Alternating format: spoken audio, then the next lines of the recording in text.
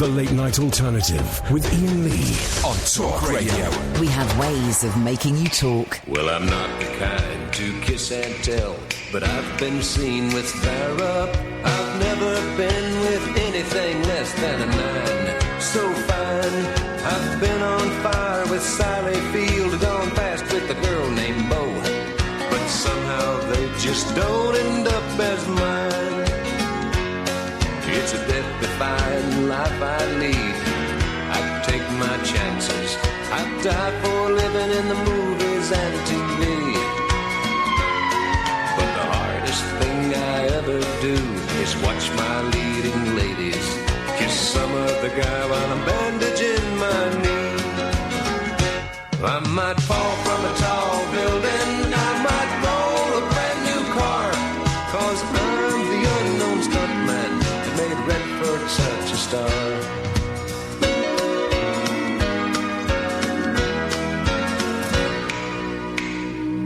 I've never spent much time in school, but I taught ladies plenty.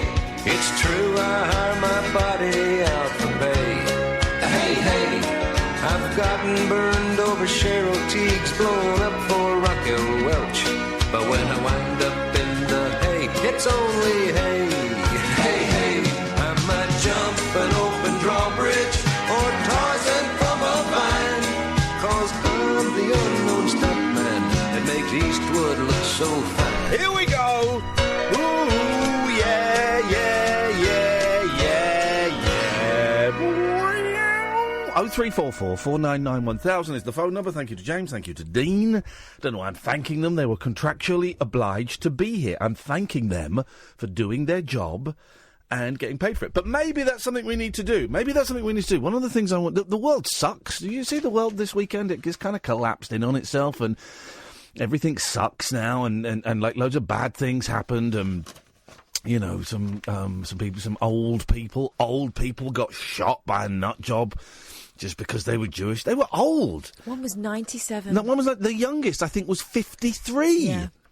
One was 97. Tough guy. I'm going to go and shoot some old Jews. That's what I'm going to do. I'm going to go to a place of worship. I think it may have been a baby naming ceremony. Yeah. I'm going to go to a place of worship. I'm going to shoot me some 97-year-old Jews because I'm a tough guy. No. If you want to go and attack Jews, why don't you go hand to hand and attack some well-trained, physically fit, young Jewish martial arts masters? Maybe Mossad. Yeah, go. If you want to get rid of all the Jews, start with the tough ones, right? If you get past the tough ones, barehanded, then you can do what you want. Don't start off going to a synagogue, shooting a 97-year-old woman. That's what we've come to. Those dangerous grandparents running things. Those dangerous great-great-grandparents. Huh? And this is how bad the world is. And so the President of the United States says, well, you know, things might have been different if they'd had an armed guard inside. Did you see that? Yeah, because temples are well known for that. Things might have been different. Here's the thing. Things might have been different if they had an armed guard inside, but why should we have armed guards inside places of worship? But what about the trained police officers that came a cropper when they tried to take on the one bloke? And also, even if you had that thought, right?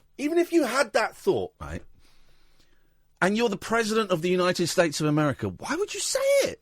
Why would you say it? Kind of saying, it's kind of their fault. They didn't have armed security there. So he's a dick. Right. Let's take that to the... All right, let's go to Trump land just for a second. OK. So everyone's tooled up. Or at least, you know, another couple of people in there are. Maybe there's a couple of guards, right? So your nut job goes in and starts shooting. Yep. Other people withdraw their weapons and they start shooting. Yep. You're the first police officer on the scene. Who's the bad guy? Yep. Crazy times. So that was bleak. And then... and then you get people like, I'm going to say her name, Katie Arskins. Katie Arskins tweeted that it was the rabbi's fault because he supports immigration. Oh, Jesus, man. This is the world that we live in when some great-grandparents can get shot when they're having a little prayer, and people of influence, and Katie Hopkins is of influence, unfortunately, and the President of the United States certainly is, can say it's their fault. This is the world we live in, right? I don't want to do a whole show about that, but I'm just using that as an example of the bleakness that is happening in the world. The pipe bomber, another, just an absolute bell cheese. Although I have to say, can I defend the pipe bomber slightly? I don't know, can you? I love that guy's van. I mean, fair play, because the van kind of flagged up it was him. Have you seen the van? I've heard about it being covered in stickers that would signal someone. It's covered in, like, I hate CNN. Obama's a fag. It's that kind of stuff. I mean, the CNN one is real. The Obama one's probably not, but it's that kind of stuff, right? So I respect the. It's just like covered in, I guess, bumper stickers. I guess they are. And you know about this is something that we haven't heard so much about, or I certainly haven't. Maybe I just missed it. 2 black people killed in a grocery store in Kentucky. Yeah. By a white bloke. Yeah. It's a possible hate crime. Yeah. Possible hate crime. He also tried to enter a largely black church earlier that day. Yeah. It's possible hate crime, though. It's possible. It's possible. It's possible. Let's get the results back from the laboratory. This is the world we live in, right? And we're not going to do a heavy show. Trust me, we're not going to do a heavy show. But just, I got kids, man. I got kids in this game. And when America sneezes, we catch a cold. And this kind of stuff is going to start. It is happening over here. It's happening over here, man. Luckily, we're not as dumb when it comes to the gun. But I got kids in this game, and the world sucks. Right, the world really, really sucks. There was other stuff.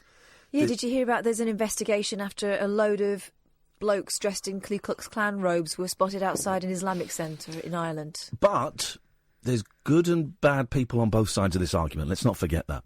So, what I want to do tonight, if we can, I don't want to dwell on we've done the first 5 minutes about what sucks and how the world is a bleak and miserable place. We've only got 22 years left anyway, and then this whole thing shuts down. So what I thought we could do tonight, and I tweeted this last night, right, and I tweeted it when I got home last night about, 12:30, something like that, from a really lovely night, which more on in a second, because that's part of the thing. After being inspired by a very beautiful and moving evening, an evening I wasn't really expecting that much from, but was actually stunning, and I'll tell you about it in a second. Me and Kath went, I kind of thought, right, okay, how do we make the world a better place? And it's as simple as that. So tonight, I got a few questions. One of them is unsexy words. Sloppy is an unsexy word. If you want to call us with your unsexy words, 0344 499 1000, the kind of words that would, if your lover... Slack. If your lover whispered it into your ear while you were making love, that you just go, oh, God, no, thanks, I'm done. And, I mean, someone used the word sloppy or slack... whilst you would not... They're unsexy words, is what I'm saying. So unsexy words, 0344 499 1000. You can text them as well, 87222.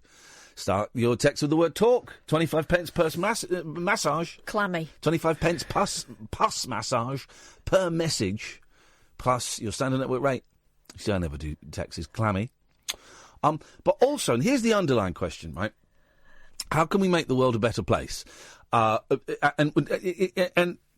I tweeted this, and loads of you, some of you, did like, well, we need to get rid of the far right. Well, okay, we need to get rid of the far right, and we need to get rid of the far left. But actually, no, we can't do that stuff. We need to get rid of Trump and stop Brexit. Okay, fine, but we're not in a position to do that. So, how can we really make the world a better place? And I guess this is going to be kind of tiny, micro attempts at improving our lot. I'll give you two from this weekend, and these are small. Right? These are small, but significant. The first one was our film club that we did, the Rabbit Hole Picture Show on Saturday. It was a punt, and about 60 of you rocked up to 2 North Down, a cracking comedy venue in King's Cross. Slightly out of the way, but a great venue. And most of you sat with us and watched the movie for a couple of hours, and some of you stuck around for another hour to have a Q&A and a, silly prize giving and stuff. And It was a joy. We weren't sure if anyone was going to come. People came. People who bought tickets didn't come, which makes me think they forgot. Oh, well. We watched the brilliant Fright Night 1985, which I'd never seen before. Your choice. Mm-hmm. It was great. Oh, it was a great film. It was silly, but it was fun, wasn't it? Where the hell were you, Sam? Oh, he had a nightmare. Oh, what happened, man? Go and tell us what happened. I'm only teasing about you not being there. You're always welcome. You weren't missed, though. Yeah, we know. What happened, man? So my mum had gone up to see my nan in Leicester because she's not doing so great. Broke down halfway. So I went up to rescue Mum, gave Mum my car. And you sat with her? So she went and I waited for the RAC. Good lad. What a good boy. There you go. That's making the world a better place. Well done. That is making the world a better place. That's it. That's an example of it. Looking after your mum. Okay, well, we had about 60 people turn up. Kath and I sang a song. Dead Ringer for Love, Meat Loaf and Cher. Opened the show with that. You missed it. We won't be doing that one again until we have enough songs in a repertoire to do a full concert. My God. Yeah, that's something I meant to say to you. That's what we're going to do. When we've got about 12, 15 songs, we're doing a concert. I was thinking when it was over, I thought, oh, good. I forgot some of it, but I'd never have to learn it. It's fine. By the way, words coming in, unsexy words. Flaccid. Flaccid is an unsexy word. Yeah. So we sang that. Then we watched we watched a B movie. Did you enjoy that B movie? I did. Blues? Wasn't it charming? Yeah. It's not well, actually, there were a couple of laughs out loud, but a really charming movie, 3.5-minute film that I saw on Facebook, and I messaged this guy in the States, Corey Snirovsky, and I said, can we show that at this thing we're doing in London? He was thrilled. And it was just really charming and not, a guy buys some corn, then finds some balloons, and that was it. Then we watched the trailer for the next movie, American Movie, which we're screening on November the 25th, 2 o'clock, 8 p.m, 2 p.m. show, £8. IanLee.com/event if you want to come. I'll be mentioning that a bit over the next few weeks. Then we watched Fright Night, and people cheered and booed and applauded wildly when Roddy McDowall made his big return to the scene to fight vampires. You brought pick and mix to pass around. I did. There was a trick or treat I went to the shop for my kids earlier that day, and there was a great big trick or treat bowl. And I went, I know exactly what I'm doing with that. Bought the bowl, bought loads of trick or treat sweets, and it just got passed around in the course of the night during the cinema. And people, I think I saw. Can't remember the inventor's name then, but I didn't get to speak to him. Leon was there. He sat next to me, but I didn't speak to him because the film was on, and then he left for the second half. But I would tap someone on the shoulder, and they'd look at this big bowl of sweets and go, huh? I go, take some and then pass it round. What? Take some and then pass it. Get them passed around. Do you know what? It did a few laps. Yeah, it did. Did all right. So people were, it was going well. Eating in moderation. Then we had a little break. And then we did a Q&A with a really cool guy called Gary Smart, who we've invited to be on the show tomorrow. Then I remembered we're not here tomorrow. Oh, yeah. So I spoke to him. So Gary's going to come on the phone on Wednesday, 11 o'clock on Wednesday, who makes documentaries about horror films. How do we make the world better? He has got a job working in a school, but his hobby and his passion, not hobby, that demeans it slightly, I think. His passion is making documentaries primarily about horror films, although he's just working on one about the police academy films. And he's making a series for Amazon as well, like a horror kind of series. And this is his passion, and he doesn't make a living from it yet, but he's heading that way. And all the money he makes from his Hellraiser documentary gets put into the Fright Night documentary, and all the money from that gets spent. He just keeps getting, he goes he's to these done conventions. RoboCop as well, hasn't he? RoboCop, and he does all these, and some of these documentaries can be found on the official DVDs of the movies. And Gary came down, and loads of you stayed for the Q&A, and we were worried that people would go, we've seen the film, we'll go. And we chatted to him for about 30, 35 minutes. We chatted to him for ages. Yeah. And then people ask questions. And the thing of how do we make the world a better place? He's making the world a better place by making these... And he gave out a load of DVDs, Blu-rays. And he said to me and Kath, I'll send you one. I said, we'll buy them. I can't... You've brought half a dozen. We're going to buy them. He does it because he loves it. Wouldn't accept any payment from us, because I'd made him an offer on the email. He said, no, I don't want any money. So then we tried to give him a few quid for the train journey back to Birmingham. He said, no, I'm not interested in that. Just doing it because I'm enjoying it. Yeah. How do we make the world a better place? Then we stuck around and we said hello to a few people and took some pictures, and loads of people gave us some gifts, including a voodoo doll for me. So watch out. I've got a candle from a voodoo priestess that's supposed to be the recipe for success. Obviously, I've not lit it yet. No. You'll know when I have. She won't be here. or I'll be dead. Oh, no. 0344 499 1000. So how do we make the world a better place? Then Sunday night, I'll tell you in a second, so we're going to go to the break. But Sunday night, Catherine and I went to something that I thought was going to be fun, but wasn't expecting too much. And actually, it turned out to be, it was beautiful. Really moving. Really special. And we'll tell you about that in a second. So, 2 things on the go, right? And the second one, about words that are unsexy. It's we're trying to make the world a better place by doing something stupid. So, words that are really unsexy. 0344 499 1000. And how do we make the world a better place? But it doesn't have to be, lots of people saying, well, let's get rid of religion. OK, fine. We ain't going to do that very easily. Just, I guess, small ways. Also, for some people, that saves their lives. Yeah. So small examples of what we can do to make the world a better place after all this hideousness that's going on everywhere. 03, that's not a bad start to the week. 0344 499 1000 is the telephone number. The late night alternative with Iain Lee and Katherine Boyle on Talk Radio. The wild man of late night radio. The late night alternative with Iain Lee on Talk Radio. We have ways of making you talk. We've had a couple of people, Jax and Dave, unsexy words, moist. I would say moist is quite sexy. A lot of people have a real problem with that word. Damp is unsexy. Yeah. Moist is okay, I think. Seepage.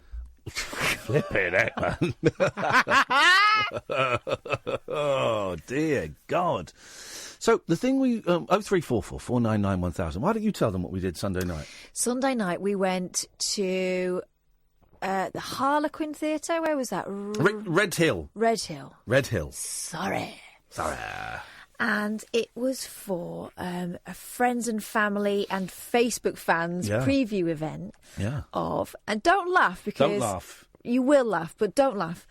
It was a woman-to-woman tour. It was... Woman-to-woman. Okay. Right, so it's Beverly Craven. Who we had on the show a few weeks ago. Remember we were talking about Beverly Craven, and then we said, let's try and get her on the show. Oh, she's doing a tour, by coincidence. So we got her on the show, and she was delightful. She was alongside Judy Duke. Yep. I don't think you say the T. Okay. I don't think. I'm still not 100% sure. I think it's Judy Zook. Okay. But I'm not 100% sure. So I'm not correcting you. I'm just throwing it out there. And Julia Fordham. Yep. Right. Julia Fordham. She's got a great voice. She's got a very unique voice. It's quite deep for a lady. And she's very tall, but she's very slim. And the voice, she talks, I was going to say normally, that's rude, but she talks, in an unsurprising voice. And then she sings with this. Comes out, you think, where's that coming from? How's she doing that? Imagine Moira Stewart singing. It's like that, isn't it? How is she doing that? She was great. They're all great. So they all came on, and they looked about as thrilled to be there as we were. Yeah, and very nervous. We were sitting behind Judy Zook's kids. This was like the sort of dress run through, this is like the first time they've done the whole show together, and is in front of an audience of, 500 people. And we know Beverly Craven's mum was there. Yep. And Judy Zook's kid was there. Kids. There's a lot of relatives there. It felt a little bit, because we were put right down the front in the VIP area. And I said to Ian, it feels like you've been sat in the family area of a wedding, and everyone's kind of looking over going, who are they? Yeah. And then the 3 women came on. Yeah. And it was magic. I can't explain it any more than that. It was just the camaraderie between the 3 women, the fact that they were obviously all giving each other strength, and they were all thrilled to be there, and for different reasons, I think, Beverly told us earlier on she had a mastectomy a few weeks ago, and she's going to be having treatment over Christmas for breast cancer, which has come back. She's had it before, and they're going to do these dates, and then she's going to have a break, and then they're going to come back spring next year, aren't they? I think they've pretty much sold out for the first leg of the tour, haven't they? But they just, I think, sitting behind Judy's kids and seeing how proud they were. Well, and how proud Judy was, right? Now, I don't know much about Judy Zook, okay? And I don't think, I can't remember hearing her sing. When she stepped up to the microphone, me and Kath both just sat back and went, what just happened there? Yeah. Her voice was incredible. Really beautiful voice. But then she kept looking at her kids and just grinning, all nervous.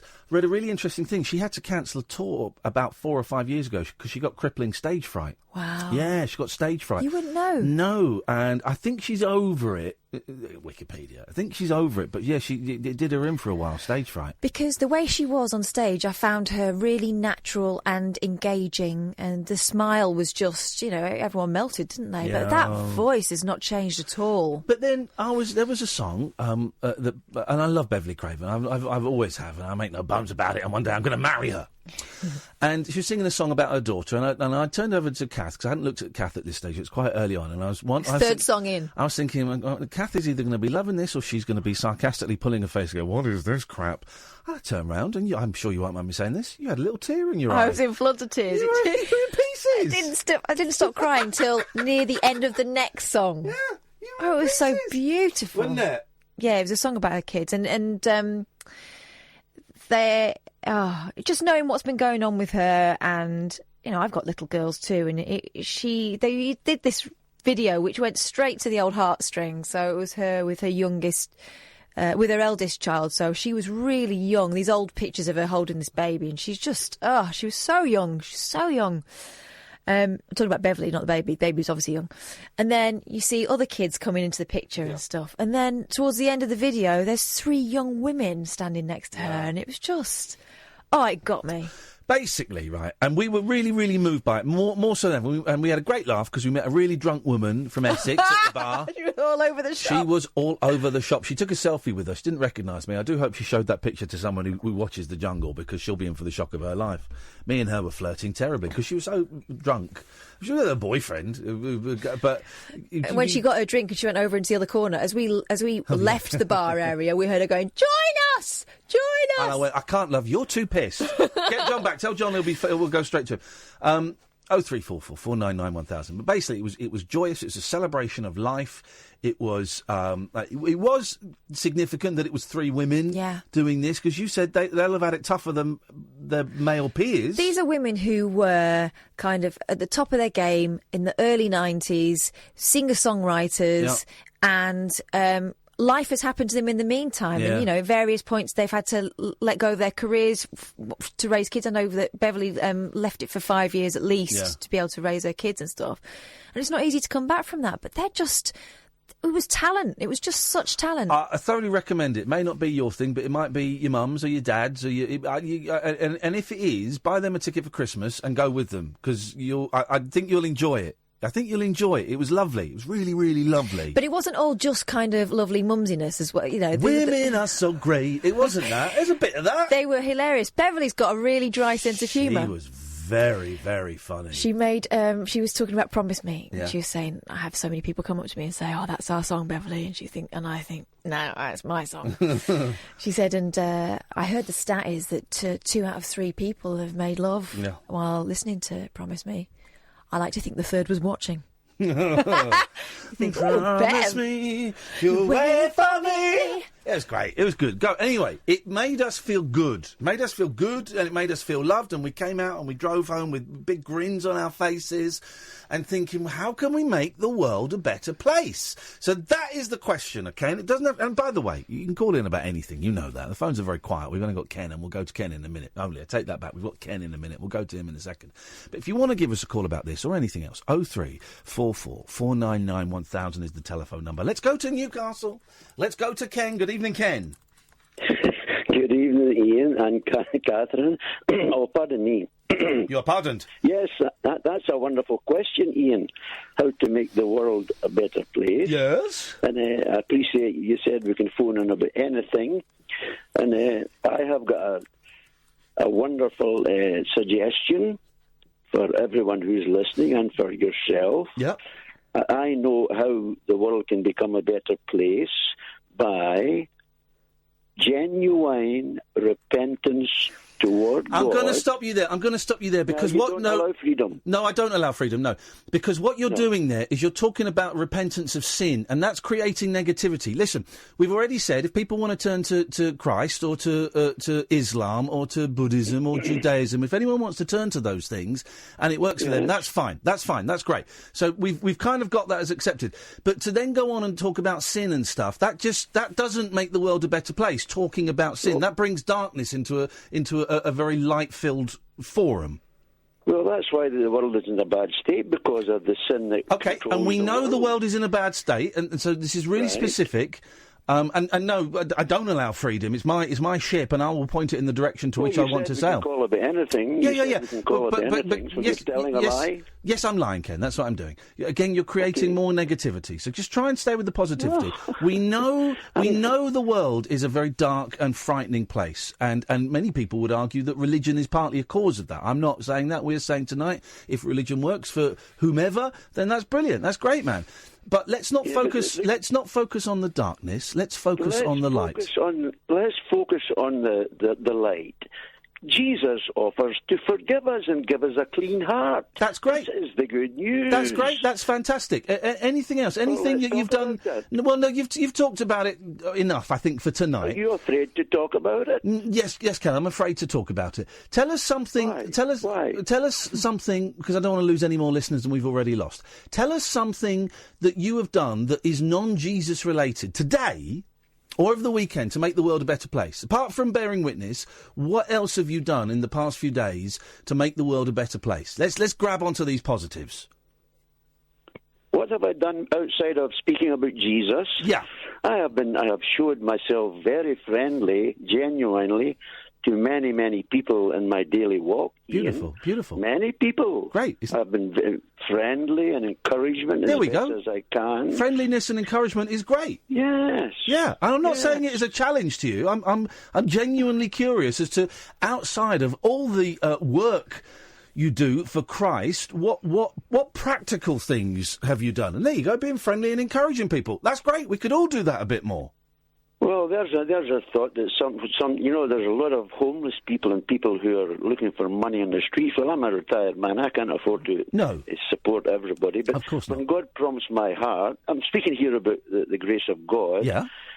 To give somebody something to eat. There we go.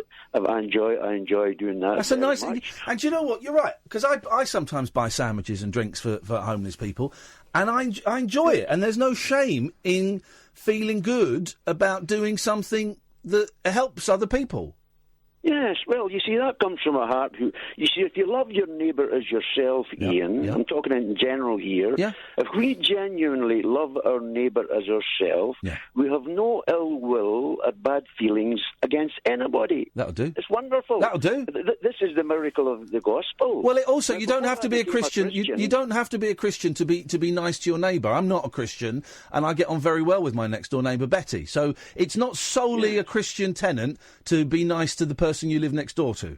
Of course not. I never said that. But all I'm saying is that in my experience, before I became a Christian, I was a very selfish type of man, and the only thing I was concerned about was me and my family. Yeah. But after I became a Christian, God made me realise that everyone is important, and that's great for you.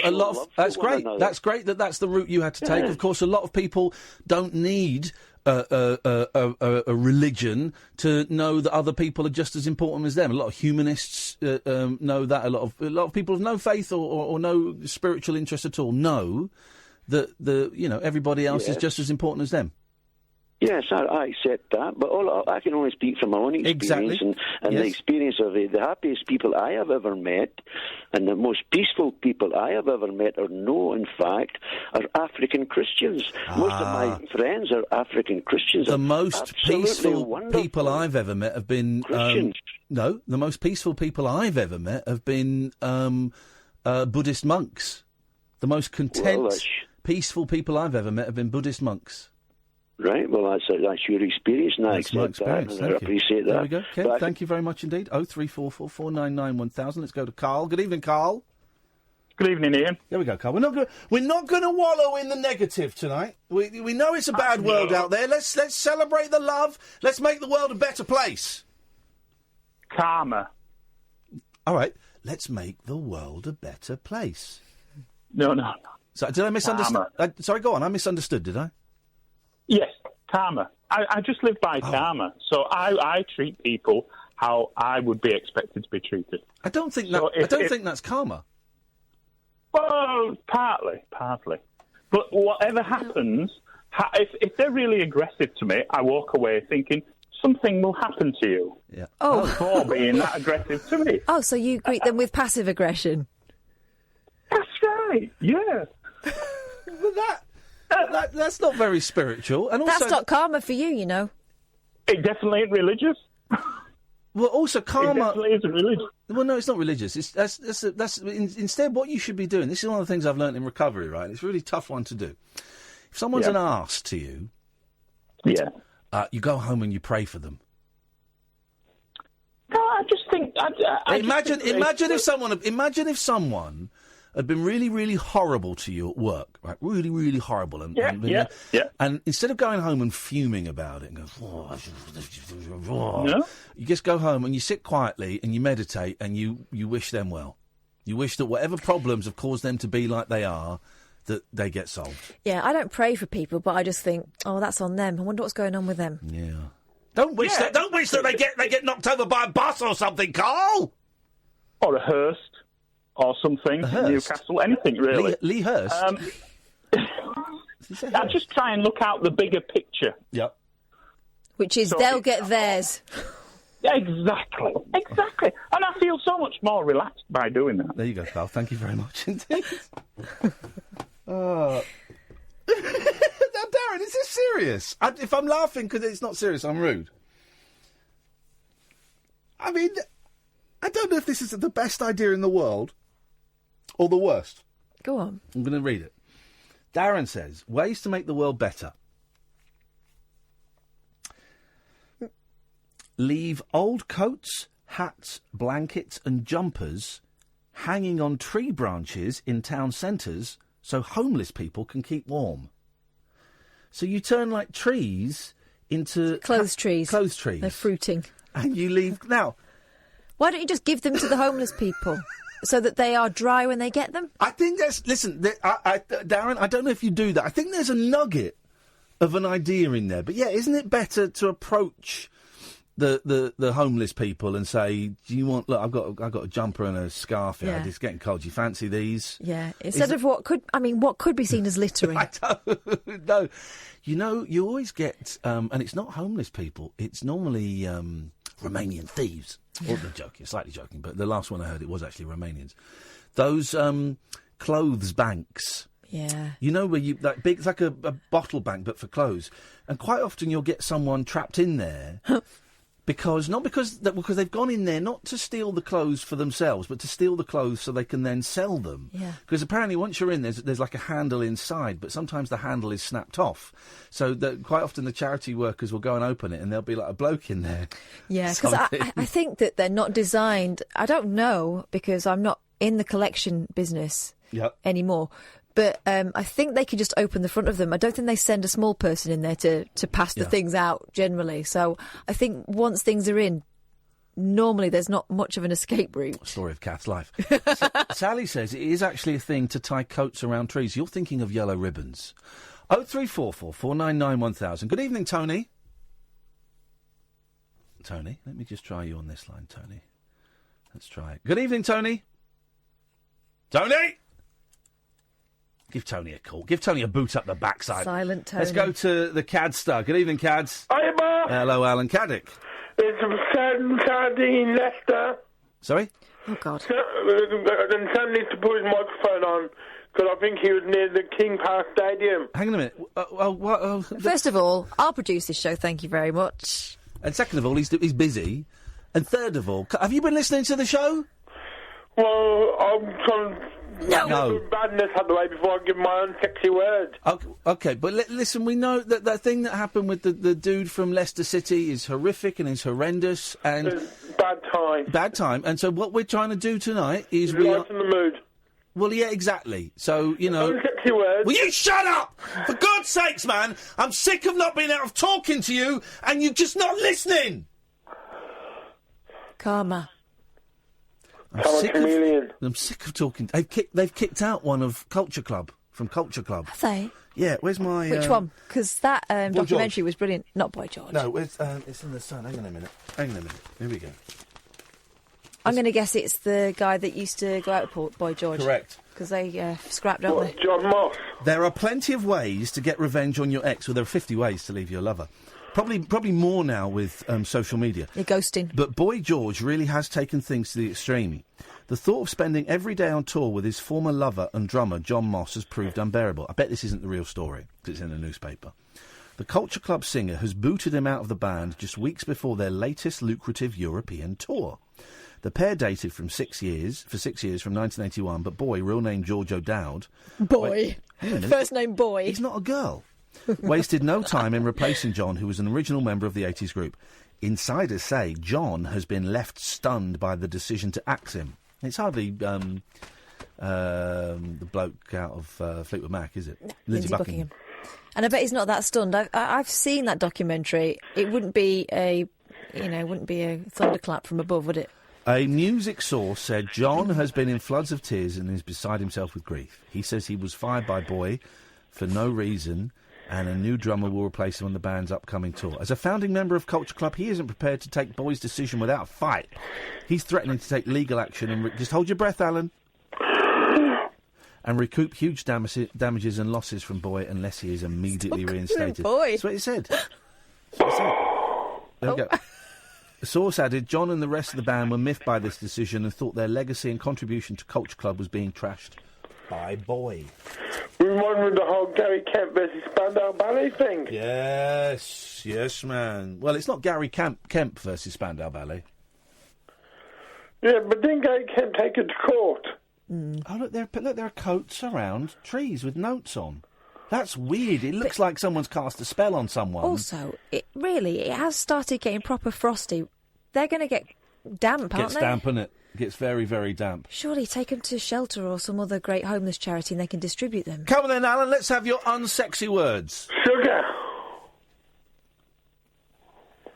Huh? As in white sugar. Or demerara sugar. Or brown sugar. Why would you be discussing sugars in bed? You could be doing a shopping list, right? But yeah, that's exactly it. Doing the shopping list for Friday morning. Well, in that case, you might as well say Spuds. Spuds is unsexy. Yeah, totally. Spuds is very, very... Sugar's quite sexy. Pour some sugar on me. Sugar, do. Oh, honey. All right, songs. Here we go. We're off on a tangent, which I like. Have I got a pen? Yes, I have. Songs with sugar in. There's a great Tori Amos song. I've interviewed Tori Amos. Yeah, brilliant though. She once got her car fixed by some leprechauns in Ireland, as she told me. But she does. Yeah, but I know someone who fell down a well, so. You gotta mention. Maybe she was just seeing what stuck. Sorry?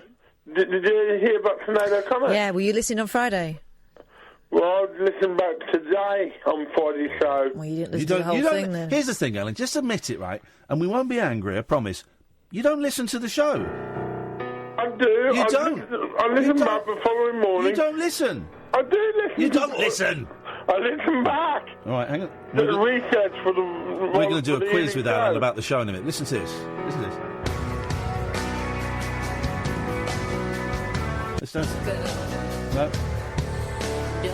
That's not the right song. There we go. This is it. Listen to this. Listen to this. This is the song. Here we go.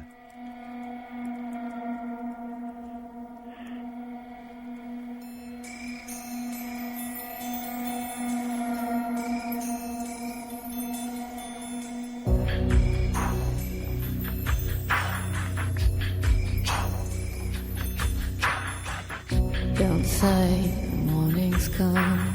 Do you know this song? This is great. No, but it sounds like a lot of her other songs. Yeah. But listen, this is a great chorus. Up to me.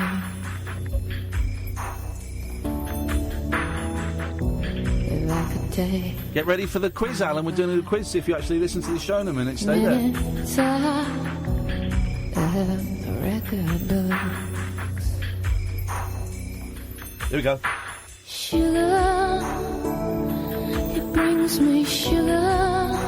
It's nice, huh? Poison, though, isn't it? Yeah. Sugar, it turns out. There it goes. Oh, hang on. I've got one for you. Hang on a minute. Let's just get to the good chorus. That's a bit there.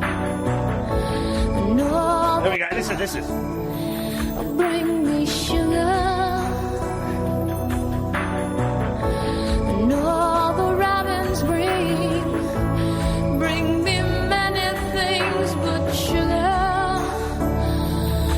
brings me sugar. That's a great Right. song. Look up Bis, B-I-S, Yeah. Candy Pop with a K. Okay, Bis. I remember seeing this on Top of the Pops and thinking, what the hell is this? Okay, this is it. This is Bis on Top of the Pops. ITN. Oh, by the way, this is them from Top of the Pops, which is obviously from someone's VHS, because look, it starts off with some other footage. Yes, then cuts. it does. This is brilliant. Taped over. ITN. They've taped over it. Push it in, pull it up, sugar, sugar, Candy Pop.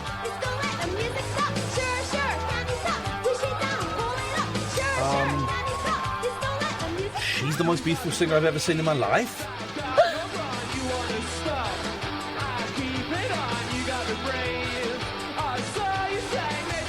Sing again, lady, sing again.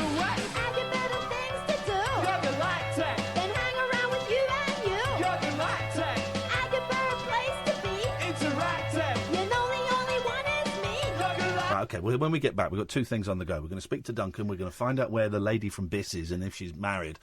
And we're going to do a quiz with Alan Caddick to see if he's ever actually listened to the show. 10 questions, 5 from me, 5 from Catherine. If you want to call in with questions for Alan Caddick about the show, you'd be very, very welcome.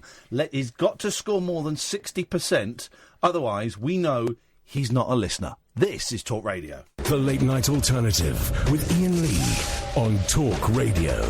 We'll get you talking. Kath is very, very impressed.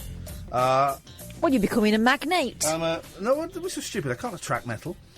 I am doing very well with my... I told you I was becoming a professional gamer. It's taken a little bit longer than I expected.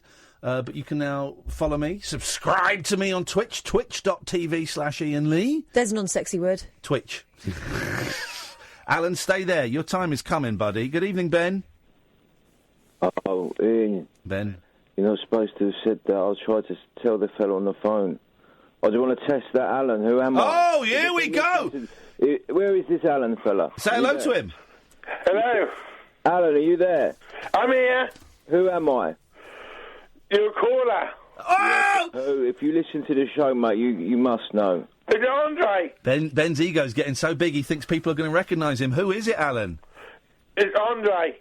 Yeah, well, Ben. Okay, just a second. So Ben has been calling for a while now, and I like Ben's ego in the fact that he thinks he's a big enough star to be recognised. He thinks that we'd recognise his voice. Alan, who do you think it is? Andre.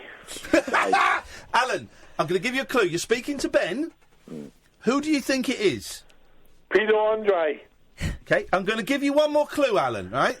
Okay. The caller's name is Ben. Who is it you're speaking to? Benjamin. Right. It's Ben, so you don't get a point for that, I'm afraid. I thought Benjamin was his proper name. Right, well, yeah, but you... Have you, Alan, have you had a little tipple, my friend? No, I'm stone cold sober. He's what? You're I'm sober.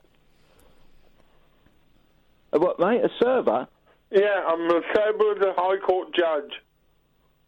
Oh, right, okay. Well, the vibe got sucked out there pretty quickly, but thanks, Alan. We can't give you that because you didn't recognise Ben. Simon in the New Forest. What would you like? You got a question for Alan? Question for Caddick. Okay, so you got 10 questions. You got to get 6 or more right. So far, you've got 0 out of 1. Right, ready? Oh, hang on, Caddick's disappeared. Hang on a second. Alan, can you through to Simon? Go on. Right, Caddick. Yes. Rainbow George started on a fantastic, mythical, non-existent journey. How many years ago was it? Non-existent. Ooh, that's a tough one. That's a tough one. I'm going to give you 5 years grace either way because that's a tough one. It's not actually. Rainbow George. You've heard of him, yeah? Yeah, he's the little pink puppet from Rainbow. Okay. Okay. All right. Yep. Okay. He really listens to this show every day. Doesn't he pay attention to it, guys? I would say 1976. Right. That's right, isn't it, Simon? Yeah. No, 1 year out. But wrong, George. Well, here's the thing, right? We gave him 5 years grace. He's out by a year. So statistically, he's got it right, okay? But you know he's thinking of completely the wrong Not even a person. He's thinking of a puppet. But we have to. Definitely a lucky guess. But we have to give him. We have to give him the point. Yeah. Well done. Fair enough. Sorry, Simon. Thank you. Let's try other Simon. Good evening, other Simon. Have you got a question that you'd like to ask Alan Caddick? I have, Ian. Mr. Caddick, I've got a question for you. Simon. Your question is, Nigel from Maidstone, what song is his most sung song on the radio? Ooh. The Lindsay Lohan song. Ian and Kath love. Ian and Kath love it. Lindsay Lohan. It's the one and only Carrick Fergus. It's Carrick Fergus. I wish I was. And there's another one who don't listen. Carrick Fergus. Thank you, Simon. Alan, so when do you listen to the show, Alan? Because... Well, I listened back over the weekend and I listened to the first hour. Jimmy Hill, chinny wreck on Jimmy Hill, he's talking out of his arse. Let's see, hang on, let's see why Harry's called in. Harry, have you got a question for Alan to prove he doesn't listen to the show? Yes. Hello, Harry. Hello, Alan. Hi, Harry. Right. Last week, Ian and Kath both received a call from someone who got to spend time with a very famous British prisoner who committed a very famous British crime. Who was it? If you listen, Alan, you'll know. It's on the tip of my tongue. You don't want her there. Whatever, stab in the dark and say... Don't say stab in the dark when you're talking about a murderer. Who? Buster Edwards. Harry? Buster Edwards. Nope. Completely wrong. Do you want to tell him who it was? Rose West. Rose West, Alan. No, I didn't like the woman because what she did was unforgivable. Well, I feel now obliged that I have to say I also dislike the woman and I find her unforgivable. Catherine? Yeah, not in my name. OK, right. I feel I never felt I had to justify my dislike for... We weren't celebrating. We were just saying that was the person we were talking about. OK. So, you've got 3 wrong and 1 right. OK? Not looking good. It's not looking great, mate. It's almost as if you've never heard the show before. You get 1 more... You get 2 more wrong... And then game over. It's game over and you're not a listener to the show, OK? Okay. Catherine, have you got a question to ask Alan Caddick to prove... I haven't got an out time, young Sam. Have you typed it? I'll close it down and start again. Have you got a question to prove that young Alan Caddick doesn't actually listen to the show? Okay. Let me think of something kind that I can do. Okay, let's see. Go easy on me, calf. All right, here we go. Hello? On Friday, we got one of James Wales' callers to ring up. I'd heard her the day before and thought, I'd really like her to ring us. And she did. What's her name? I'll give you multiple choice. Ready? Yeah. Was her name Pat? Was her name Karen? Or was her name Susan? I'll go for option number 3. Susan's correct. Correct answer. Well done. So it's 3-2. OK, I've got a question for you. Go on, boss. What was the name of the gentleman who used to take the phone calls for us before Sam? Edward Swift. I'm just going to check with Catherine because I don't actually remember him. Is that right? Well, you're saying it a bit funny. It was Id. Id. OK, you've got that Id right. Swaft. It's 3-all. 03444 499 1000. You've got a question for Caddick to prove he doesn't listen to the show. Catherine. OK. Caddick. Yeah. Yeah. Whatever. Caddick. Now, let me think of one. OK. Name the gentleman spy caller. Oh. Name the gentleman spy caller. That's an easy one. James. James what? Bond. It's the incorrect answer, and you know it. You're just being facetious. It's Dion from Langley. Right, so can allow no more to be wrong. It's 4-3. No more can be wrong. OK. Nigel from Maidstone. Yeah. Where does he live? Maidstone in Kent. Absolutely correct. It's 4-4. OK, this is tense. Catherine? Oh, yes, it is. Yes, it is indeed. This next question is vitally important. OK. Does Alan Caddick listen to this show or not? What is Sally's problem? Oh, he's getting excited. Do you hear that? He's getting excited. Oh, hang on. He's got a little Caddick boner going. She was my barrister at the trial. Correct.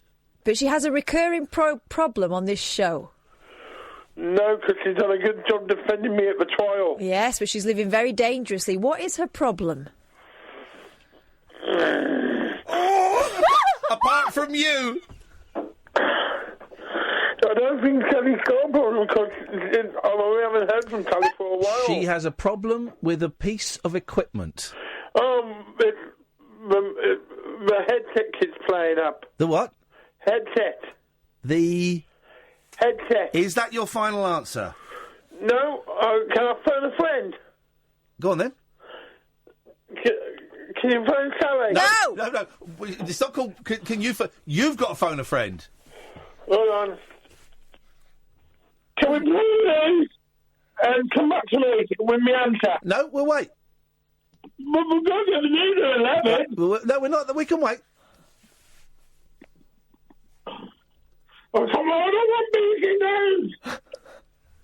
What did he say? I don't know, but it sounded very distressed. I think he's shrinking. Come on. Someone started his engine. Oh, I'm ringing them via the phone. Do you want it on loudspeaker? Yes, please. Hi, Sally, I need your help. Oh, God. So her main problem is that he's got her phone number. Yeah, I'm Iain and Katherine at the moment. Oh, I need help with a question. What is your problem? She put the phone down on me. She put her phone down. Try it. Don't take that, Alan. Call her back. Blocked. Hold on. I'm trying again. You do it. Just say, Sally, what's your problem?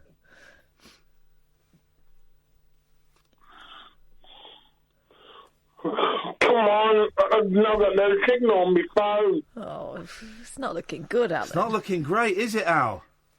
I've got to get with 21st century technology. Yes. It would have been easy to have 2 cups and a piece of string. Yeah. Oh, mate, it's not looking great, is it? This is. Tell you what. Just say out loud, and if you believe it, something might happen. Just say nice and loudly, Alan. Say, Sally, what is your problem? Just try it. Sally, what's your problem? My problem is my smoke alarm. Thank you. I'll have the fire and smoke alarm. You'll have what? I'll take that and the smoke alarm. Do you want me to hang up on her now, Alan? Well, no. No, they can stay. She's gone. Smoke alarm, right. We're going to go to the news late. When we come back, you got one more question, right? This question, if you get it right, you listen to the show. And the stats prove it. If you get it wrong, you're worse than Nigel from Maidstone. Across the UK, online and on DAB. He has made a covenant with the night, and with the darkness he is in agreement. Uncut after-hours conversation for the up-all-night generation. The Late Night Alternative with Iain Lee on Talk Radio. We'll get you talking. 0344 499 1000 is the telephone number if you want to give us a call. So, Alan Caddick. Hiya. Just got one question to go. Got one question to go, but I just want to see if this guy will come and talk to us, because someone's texted in saying, just get rid of Alan. What? Yeah, I'm going to phone this guy up. Rich, if you're listening, I'm not going to have a go. Just would like to hear your opinion on things.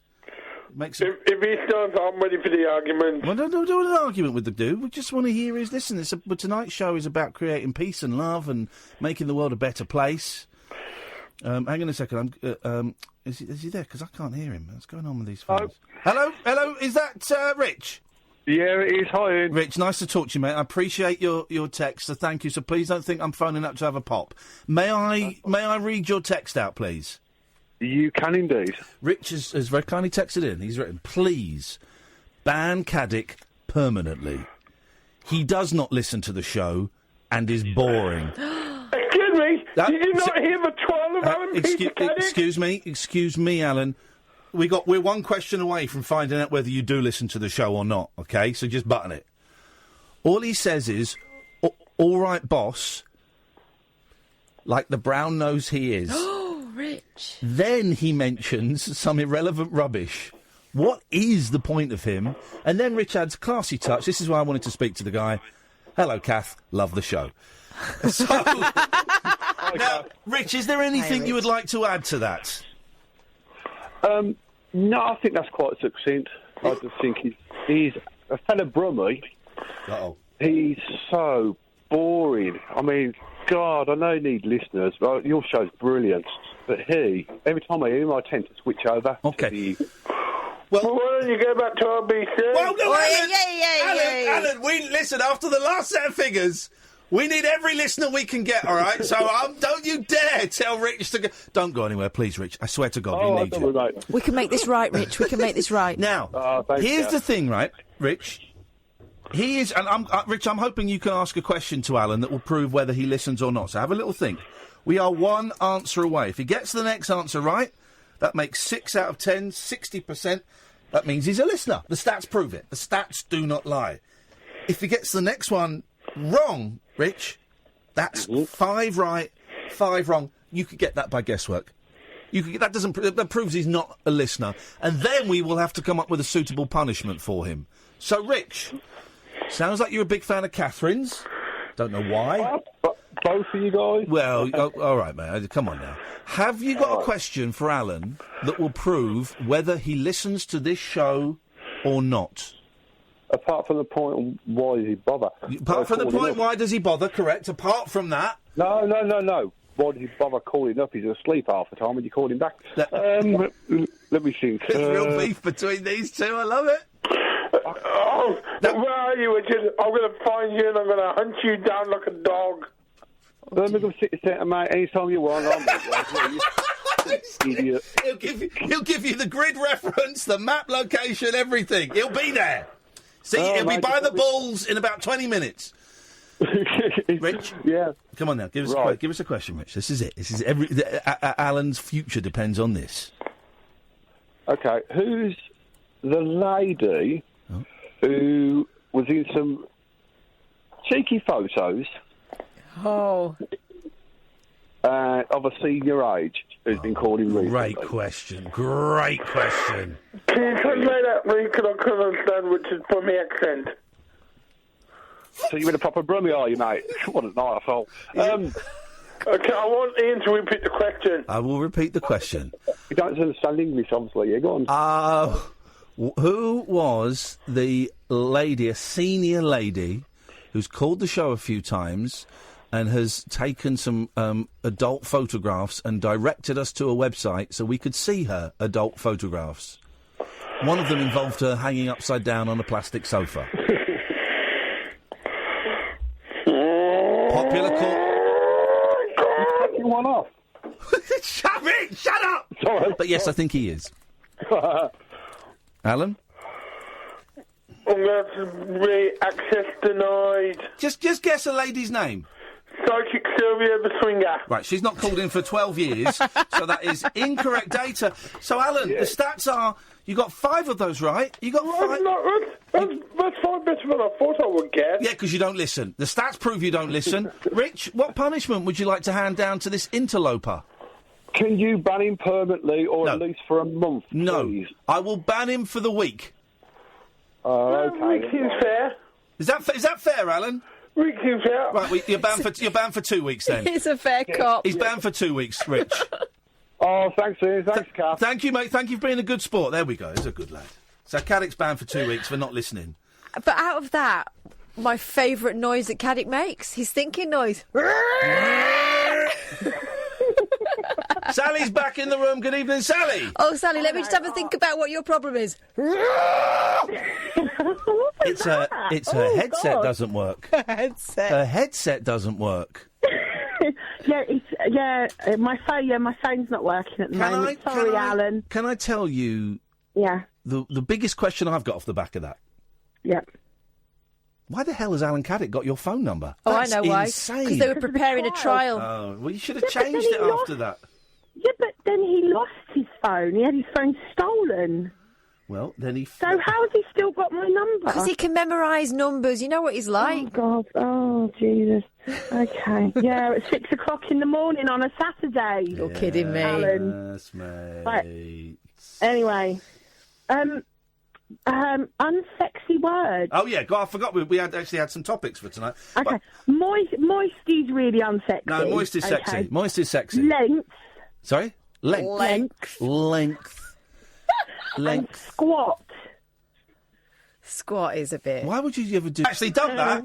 I dumped that. That was too... You put those words together and you get a filthy sentence. That was too hot for radio. That's too hot. That was... I had to dump that. And by the way, dump is an unsexy word as well. Dump really is. And things that people have said that are really unsexy during sex. Yeah. Okay. He was really good looking. I was, well in there and everything. And then he had to go and say, I want to be your stallion. And that was it for me. That's my it. God. Never saw him again. Horrible. Want to be your stallion? I want to be your stallion.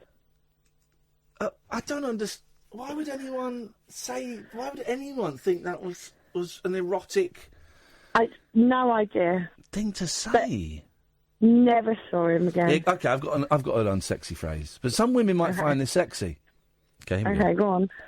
I want to fill you with babies. Ah!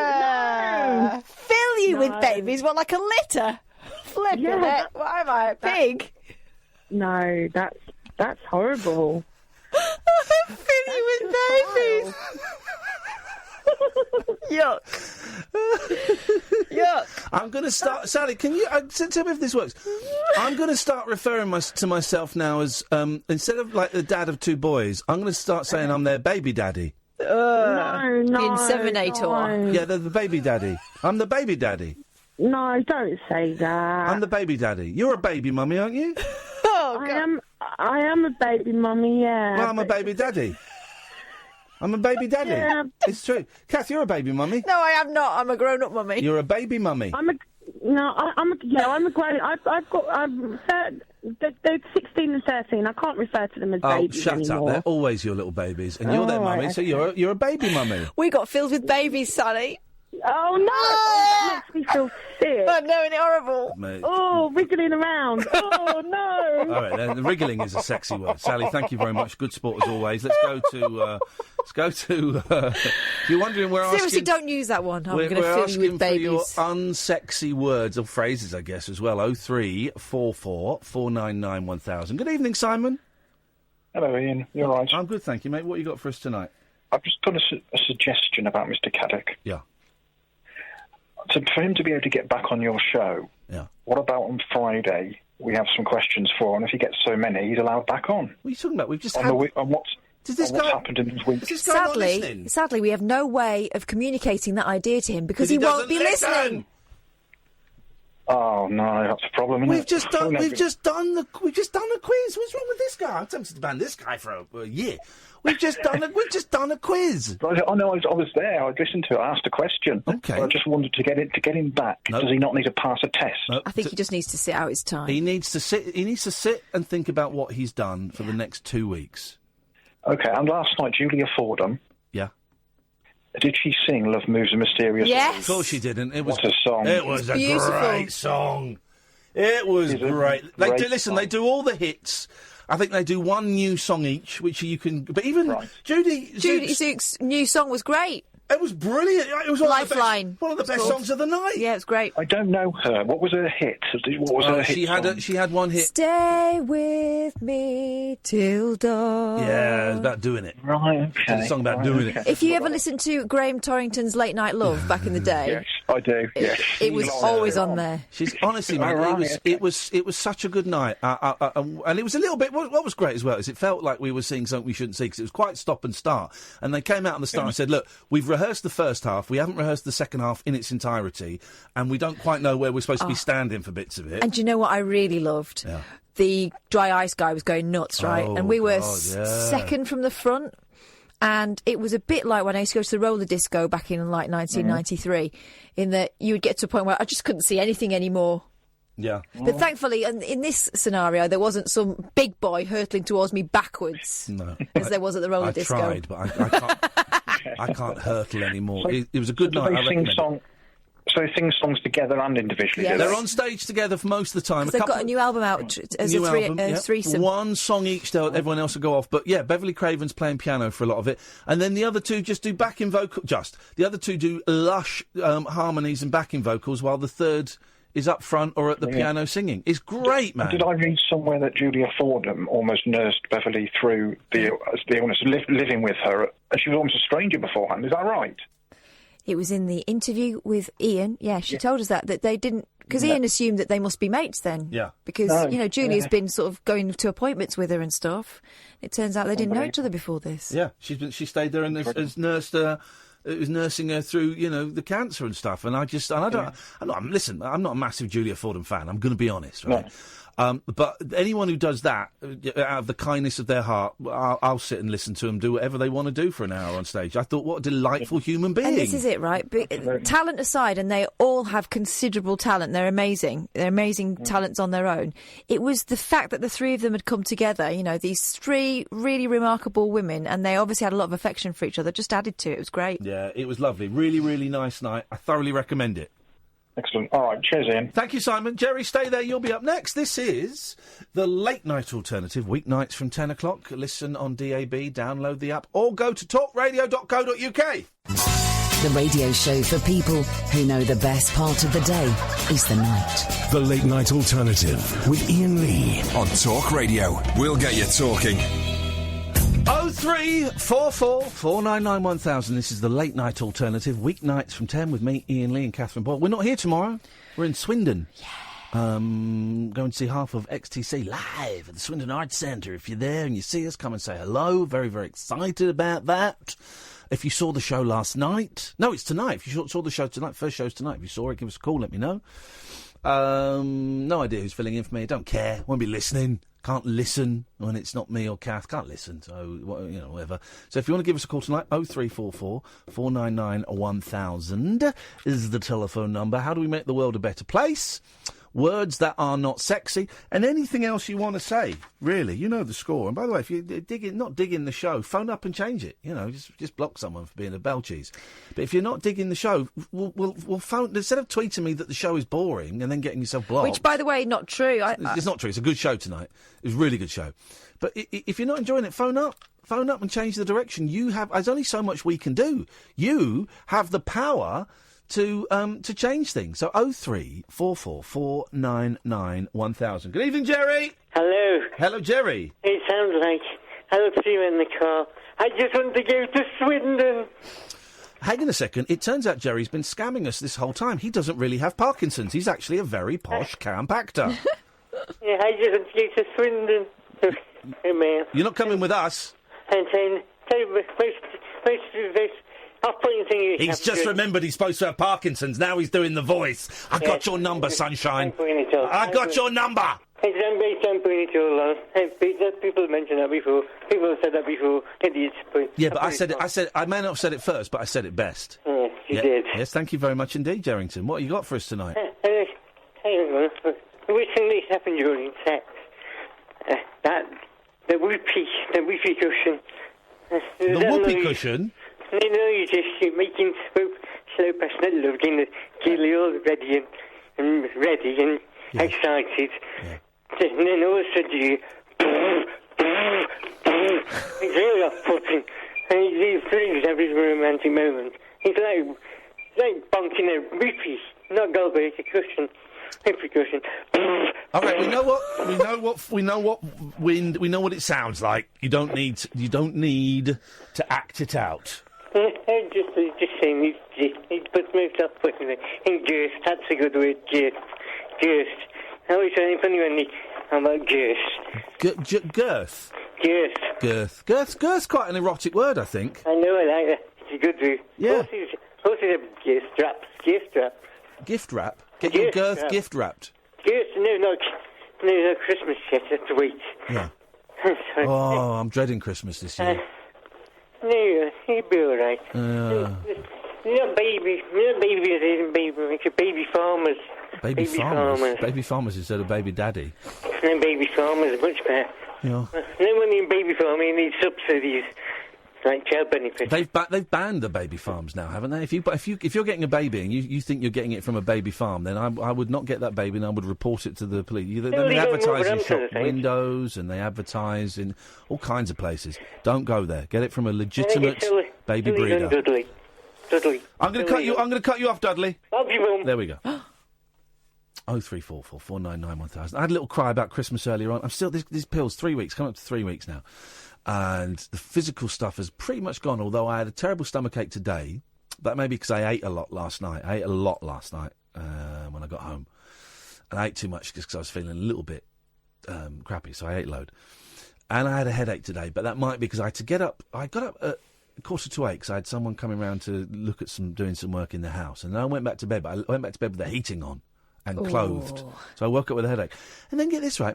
So someone was supposed to come around at 12 to give me a quote for some work. And at 17 minutes past 12, I phoned them up and said, just check in and see if Gary is coming round. And the woman said, yeah, sure. I said, yeah, Gary's supposed to come round at 12 o'clock today. Just checking, is he coming round or has he forgotten? Oh, no, he won't have forgotten. It's Mr. Lee. You've not forgotten you're seeing him at 12, are you? This is at 17 minutes past 12. And she went, no, he's not forgotten. And then you could hear a voice in the background, and she went, oh, really? She goes, no, actually, honestly, he has forgotten. I said, OK, well, I'm going out in 20 minutes, so maybe we need to come up with another... Oh, you won't be there for 12? It's like the fourth time I said, it's 12:15 now? And then she went, oh, I've not changed the clocks in the office. And I accepted that, because the clocks go forward, so that I can't actually have that argument. Because as we know, the clocks go forward. It's spring back, fall forward. So she probably hadn't changed the clocks. I was going to say because the clocks go back, but they don't. They go forward. I think she got herself into a right pickle. Right old pickle. And so then I said, no, and I was really peed off because I'd kind of sat around and waited. And so I said, well, can you do tomorrow at 1? Oh, no, Gary's in a meeting tomorrow at 1. And then I'm thinking, right, I don't want you coming round. Well, here's the thing. Yeah. Gary and Mrs. Gary. Yeah. If you cock it up, you're the one that should be bending over backwards to make it work again. Exactly. So then I kind of said, oh, well, do you know what? I'm busy for the rest of the week and I don't know what I'm doing next week. So I'll get back to you about next week. I was thinking, I'm not going to phone you up. That's lousy. Why would you give those people money? And also, that was the posh. That was probably the one I wasn't going to use because that was like the posh, top of the range one. You get got a couple of prices, from just guys. Mm-hmm. And then this is like the top, the posh one. And I just thought, and everyone else has rocked up on time and has been there, bang on time, and has double checked, And I just thought, oh, we're having problems syncing our diary, so it's not showing up in our diary. And then you're in the same room as each other. And then she said, and I wasn't sure if she was saying it to me or Gary, did he confirm it with you? And I then went, as we do as British people, stay there, Diana and Carol. I did the British thing of going, oh, well, maybe I got it wrong then, but it's written in my diary. And then as I was driving off to the dentist's, I remembered the conversation. The conversation was, I spoke to either him or her on the phone, and they said 12 o'clock Monday, and I said, that should be fine. I'm just waiting to find out if I'm working on Monday. But if you don't hear from me, then it's fine. Right. I remember that specifically because I might have been doing a job today, and I didn't. I said, if it should be fine. If you don't hear from me, then it's definitely okay. So they screwed up, man. Yeah. So you're not getting potentially thousands of pounds. Don't give people money. You can't do that. Sucks, doesn't it? It sucks. 0344 499 1000. Diana! Hello, Iain and Kath. How are you? Hi, Diana. Very, very well, Diana. Very, very well. I'm glad to hear that your it all went well on Saturday night. Oh, Saturday night was great. And last night. And, the film, the Rabbit Hole Picture Show, next one, November the 25th, Sunday afternoon, 2 o'clock. It was a joy. It was really, really good fun. We loved it. Well, I DJ'd a birthday party. Oh, yeah. In Weston-super-Mare in a very nice hotel. Swanky. Did they feed you? Yeah, we do some very nice gigs. The daughter was 40 and the mother was 60. Oh. And the mother said that so there was people at that age, and the only criteria was the mother wanted an 80th night, which I did. So we had some great music. Hang on, did you do an 80th, 60th and a 40th at the same night? No, an 80th night. Right. Oh, an 80s night. I see. I've got you. The mother and her friends, that would be what appeals to most people, I think, really. Well, I think everyone can kind of have a decent night if there's an 80s night going, can't they? I wrote a short list of 500 songs. Blimey, what was on how long was the long list? And one of the songs I did play, I heard you play it a few days ago, was Department S, Is Vic There? Is Vic there? There we go. That's a great look at that. We have touched a 60th and a 40th birthday party, Catherine, with our musical knowledge, some deep cuts. That's a long tendril. Long tendrils. Great band. Old favourite of mine. And the other good thing was they all came in fancy dress. Oh, yeah. And two of them came as characters from Heidi High. So I played the Heidi High theme song, which they loved. Heidi High. Yeah. Heidi High. I know the song. Yeah. I'm just wondering who they came dressed as. Yellow coats. The girl was. I actually thought they were entertainers who were popping in. So good. And there was a lot of science fiction characters, and I didn't know most of them, but it was a lovely night. And good for you. Well done. Cross-section audience. And do you know what? You were talking about. There's so much misery around. We had such a good night. This is it, right? And this is kind of what I was thrusting towards at the start of the show, Diana. So I'm glad you called in. Is that thing of how do we make the world better, right? And it isn't going out and curing cancer. Yeah, of course that would be awesome. And it isn't, getting rid of Trump. Okay, that a lot of people would think that might be cool. But it's small stuff. It's like us putting on a film for 60 people and having a good night. Yeah. It's you doing a disco in a posh hotel for a 60th and a 40th. Because if you did your job properly, which it sounds like you did, you'll have made their night. You'll have totally made their night. He had his 40th, I think, 2 years ago there. Yeah. And all the DJ just didn't turn up, and they had some young kid playing drum and bass, and it was just awful. I didn't hear that so many times. I mean, I know that. You could make a comedy film of it, couldn't you? Yeah, oh man. What was the one? What was the one that got the party started? What was the one where everyone went, "Come on, we're having this"? I think I actually started off because I started off at 5 to 7. I usually do it 5 or 6 hours. Flipping heck, man! And you've got to keep all the big ones until later on. Yeah, of course you have. You don't want to shoot your load too early. No. And I know what to do. I think I actually started off with Fleetwood Mac, Little Lies. Tell me lies, tell me sweet lies. Come on, we're getting up. I'd be up straight and then Foreigner. But one thing I did play. Yeah. There was a girl there, and she asked because they only asked for 10 songs in advance. Right. They emailed the 10 specific ones that they wanted. New Kids on the Block. Ooh. Which one? Tonight? Hold on, I'm just looking at the list. That's the only one I like. That's not really. That's a bit. Was quite... it 80s? It's quite 90s. You got it, and Hanging Tough. Hanging Tough. And they wanted Cyndi Lauper. They only asked for 7, and I think Bronson. I would say Hanging Tough is 1988. Yeah, 88. I'm very strict. It's an 80s night, so I took all the Now CDs out. Diana's good. And I put just about everybody you can imagine. Yeah. Good for you. And, of course, I play a lot of the stuff that I like. Yeah, well, that's one of the perks of the job. You get to play stuff you like. It's nice, because I enjoy doing it, and I do virtually one a week, and I've got a good manager, and I've had some problems in the past, and music is the only thing that picks me up. And I must admit, I listen to you every night. I don't own a television, and you make me laugh. And I often listen to the clips of music that you play. Bless you, Diana. Listen, you're doing good. Sorry, I interrupted you. Go on. What were you going to say? And music lifts people. Yeah, it does. We might laugh at broth and people because obviously it's not for me to obviously I have to play some songs that I don't like, but that's, Coldplay. You know what I mean. The only band that deserves our derision is Coldplay. Everyone else is I'm up for. Coldplay is the only one where everyone's going, what? I'm not mad at Coldplay, really. You should be. Nah. You should be. I don't care enough about them. And also, I played Meatloaf and Cher, Dead Ringer for Love. Oh, what it's an excellent song. What time did you play that? Because imagine if you were playing that at the same time we were singing it. At 11 o'clock, because I think in the last hour... Yeah. I turned to sort of a hard rock, and and they were sort of really going mad by then, you know. Yeah, they were high and drunk. But we had a lovely night, and if I didn't enjoy it, I wouldn't do it. Diana, you are living the dream. You're working in a field that you enjoy, and you're making people happy. So thank you for that. I really appreciate you sharing that. That is exactly what we were talking about. How do we make the world a better place? Diana went and played DJ'd a set. Thank you for that. DJ'd a set for a 40th and a 60th birthday party. Now, a lot of people might go, "Oh, that's a bit rubbish. That's a bit naff." Whatever. That's none of your business. She enjoyed it. Great.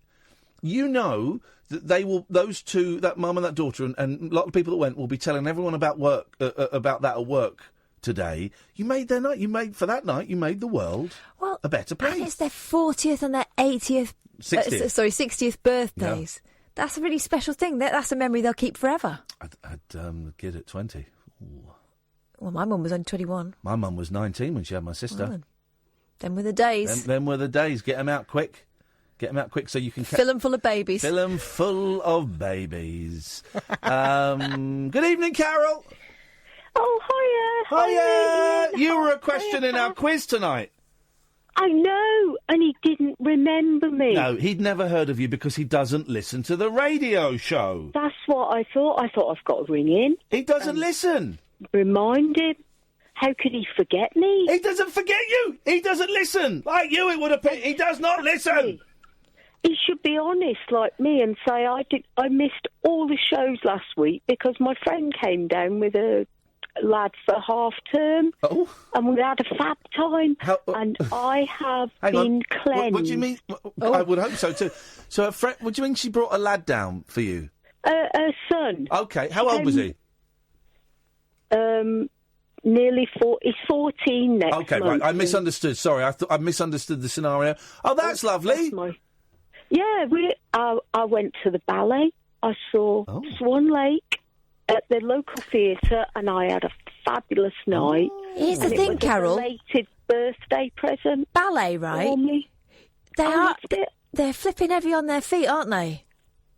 Well, I just love the costumes, and we were sat right at the front. Yeah. It's brilliant. I had perfect view of the stage. Oh, yeah, it's a good night and everything, but I did remember, I've been a couple of times to ballet. They don't half stomp about, and you'd think they'd be a bit more dainty, but you can hear boom, boom, boom, boom, boom.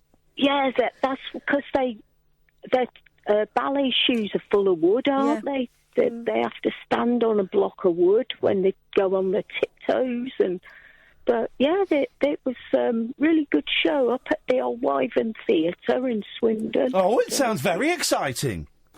I enjoyed it because I like anything that's live. I can't bear all even this. A murder? No, I don't like murders. I'm not a violent person at all. Oh, I tell you so. Oh, I tell you something. I'm glad I didn't hear Rose West. Right, well, I don't like her at all. Let me. Right, so here's something. Right, and this is Go on, then. You've got to be so careful. Right, I think it was when the boys were here. I think it was when my boys were here the other week. Right, I don't think it was at home. Oh, I love it. Oh, will you let me? Week Friday. Go on. Sorry. Shut up! For God's sakes! Let me tell this. Right, so the boys were here. I think it was here, and the telly was on, the news channel. Right, and the boys said, "Daddy, what is that man doing on the news?" And I looked up, and it was pixelated, but it was one of the murderers of Lee Rigby. You know that shot when he stood there with the bloody... that poor Please let me man tell this. Please let me tell the story, Carol. Please. Sorry. Please, No. for Christ's sakes. It's the bit where the bloke is holding the machete covered in blood, and he's. Thanks for your call, Carol. Appreciate that. Cheers. Flipping heck, man. Go on, so. This is a big thing, and she keeps interrupting. And so the hands were pixelated, but you could see the bloke shout at the screen, and the boy said, "What's that bloke doing?" And it's obviously a very tense, upsetting scene. And I went, oh, no, him, he's just a crook he's a thief that got arrested a few years ago. Let me turn this off. But you've got to be so careful with, we don't, the news channel was on, and maybe I should have turned it off. I should have turned it off before, as soon as we came in. Thank God his hands were pixelated, so you couldn't see what it was unless you knew the image. But remember, they showed that on the telly at the time, all the time. Obviously an insane thing. I won't even say the idiots' names. I know their names. I'm not going to say their names. But, Daddy, what is that man doing? God. Flipping it, my babies. My little babies. 0344 499 1000 is the telephone number if you want to give us a call. You want to block that? I've done it. Well done, thank I wouldn't you. have seen it anyway because I've got a very strong filter on, and it's really good at cracking down on idiots. I don't know, he's obviously drunk tonight, because normally he sends very supportive tweets and stuff, but he's obviously drunk. But well, you block then. Let me just put out a pro tip for anyone who thinks that when Ian blocks them, they can call crying to mum. Do that to me, I'll block you as well. Yeah, exactly, loser. 0344, switchboard's empty. 0344 499 1000. This is Talk Radio. Unmissable late night radio with the original king of unconventional conversation. Make contact with Ian Lee. The Late Night Alternative with Ian Lee on Talk Radio. 0344 499 1000 is the phone number. How do we make the world a better place? And unsexy words. And anything else you want to call in about, We're not here tomorrow, so get your calls in now, is what I'm saying. Hey, we got some good guests this week. We got Gary Smart on Wednesday, 11 o'clock on Wednesday, Halloween. He's the dude that we had, if you came to the Rabbit Hole Picture Show on Saturday, he's the gentleman who made the Fright Night documentary, and he's made loads of documentaries. He's working on one about Police Academy, so he's going to come on and talk to us. And then, is it Thursday or Friday, we got Doug Pound. Now, some of you will know Doug Pound from Poundcast and stuff like that. He also was the editor on Tim and Eric, and he's funny, and he's good. I think he's really clever, and so he's going to come on. It's either Thursday or Friday at midnight. I can't remember what. 0344 499 1000. Good evening, Malcolm. Good evening, Ian. Good evening, Catherine. What a gentleman. What a Beautifully polite, done. Wasn't it? Well-mannered, very old-fashioned gentleman. I'm guessing you're in your 70s, Malcolm. Surprise, surprise, sir. I am 70 this day. Oh! Hey! Happy birthday to you! Happy birthday to you! Happy birthday, dear Malcolm! Happy birthday to you! Hey! And many more. I was spot on there. Well, happy birthday, mate. Seriously, bless you for that, because... Don't say it. It's been a bit of a long day. Go on, what's happened? Well, not a lot, really. This is this problem, Has anyone else sung happy birthday to you today? No. In fact, quite honestly, apart from shopkeepers, I've not spoken to anybody today. Ah, mate.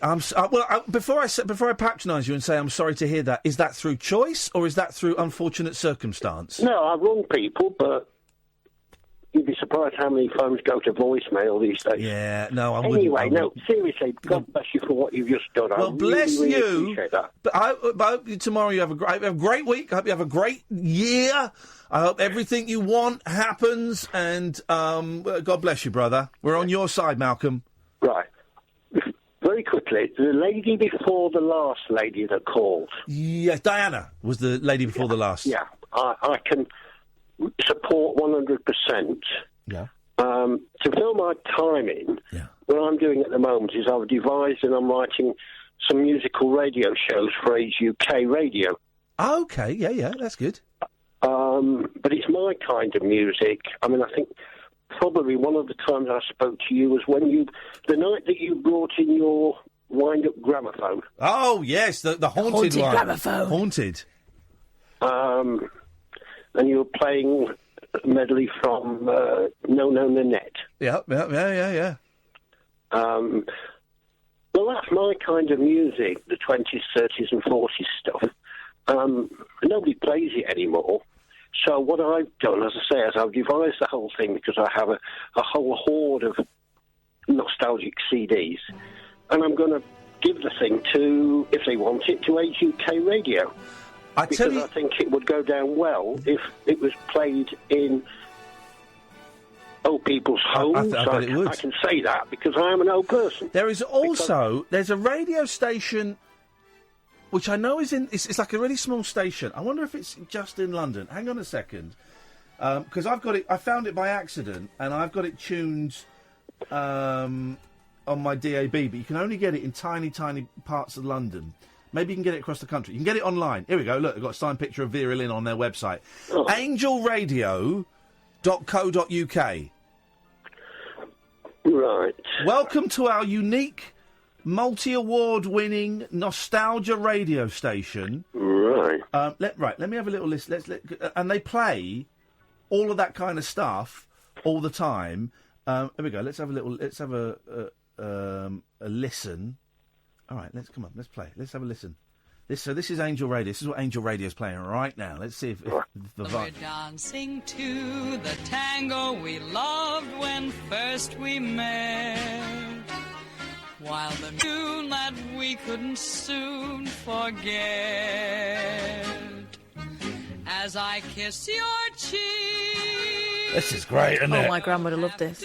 Angel Radio broadcasts nostalgic music from the 1900s to the 1960s, all that long-haired drug-taking nonsense,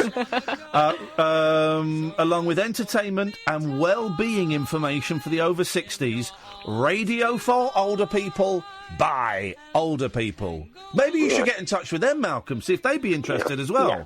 Angel Radio, I made a note of it, thank you, Ian. Yeah. Very quickly before I go. Yeah, go on. Whilst I was listening to some CDs over the weekend, I found a couple of songs that I think would suit you down to a T. Let's have it. You may or may not have heard of them, but there's one particularly made me smile, and it would be a brilliant theme song, not just for your radio show, but for the live shows that you and Catherine do. Okay. And it's a Cole Porter song called Friendship. Okay, I don't If you're ever in a jam, here I am. Bum, bum, bum, bum, bum, bum, bum. Hang on a And there's a line, it's a duet, boy and girl, obviously. Yeah. And there's one line that really makes me chuckle, because the girl's line is, if you're ever down a well, ring my bell. Here we go. Let's not mention Wells. A little bit. Here we go. Thank you, Catherine. It's not nice, actually. That was trolling. That's the one. Feel so happy you land in jail. I'm your bail.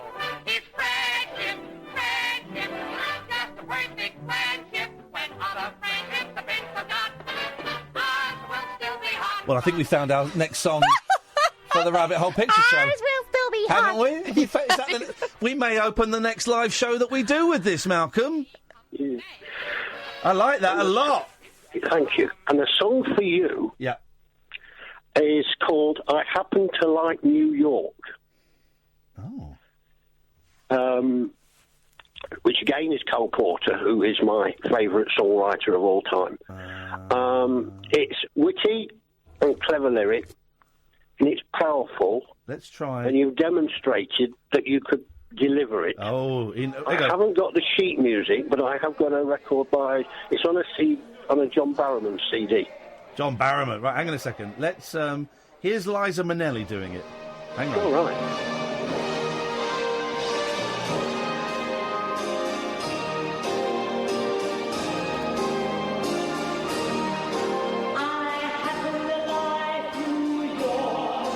That's the one. I could do this great.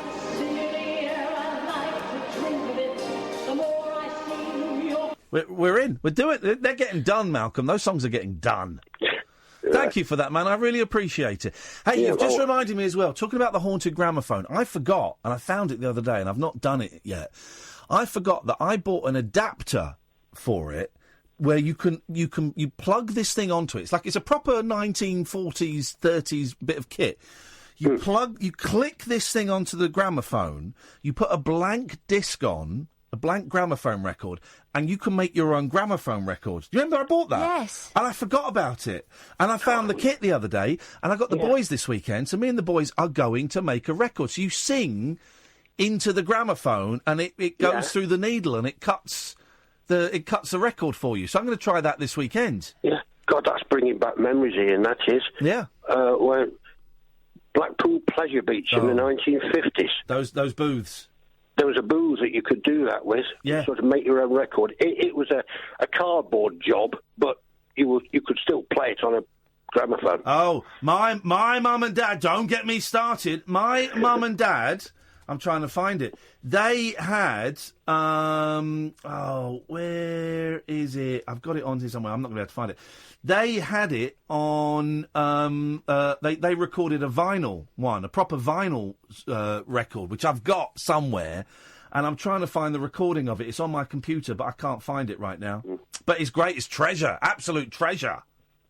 Yeah, oh yeah. Malcolm, Anyway, nice to talk to you, mate. Thank you for that. Thank you for your time. God bless you both, and thank you for the rendition of the richest song in history. There we go. Happy birthday. Cheers, Malcolm. Thank you very much. What a nice guy. What a nice guy. That Angel Radio is great, man. It's great. I mean, it does sound like the music in God's waiting room, but it does in the best possible way. You can get it online. Angel Radio. Listen, we ain't going to lose too many listeners to that. angelradio.co.uk. You can kind of get it as I'm driving through London, but there's only tiny pockets of it, and all the DJs that I've heard on there. They're just old boys that just really love, as the best radio should be.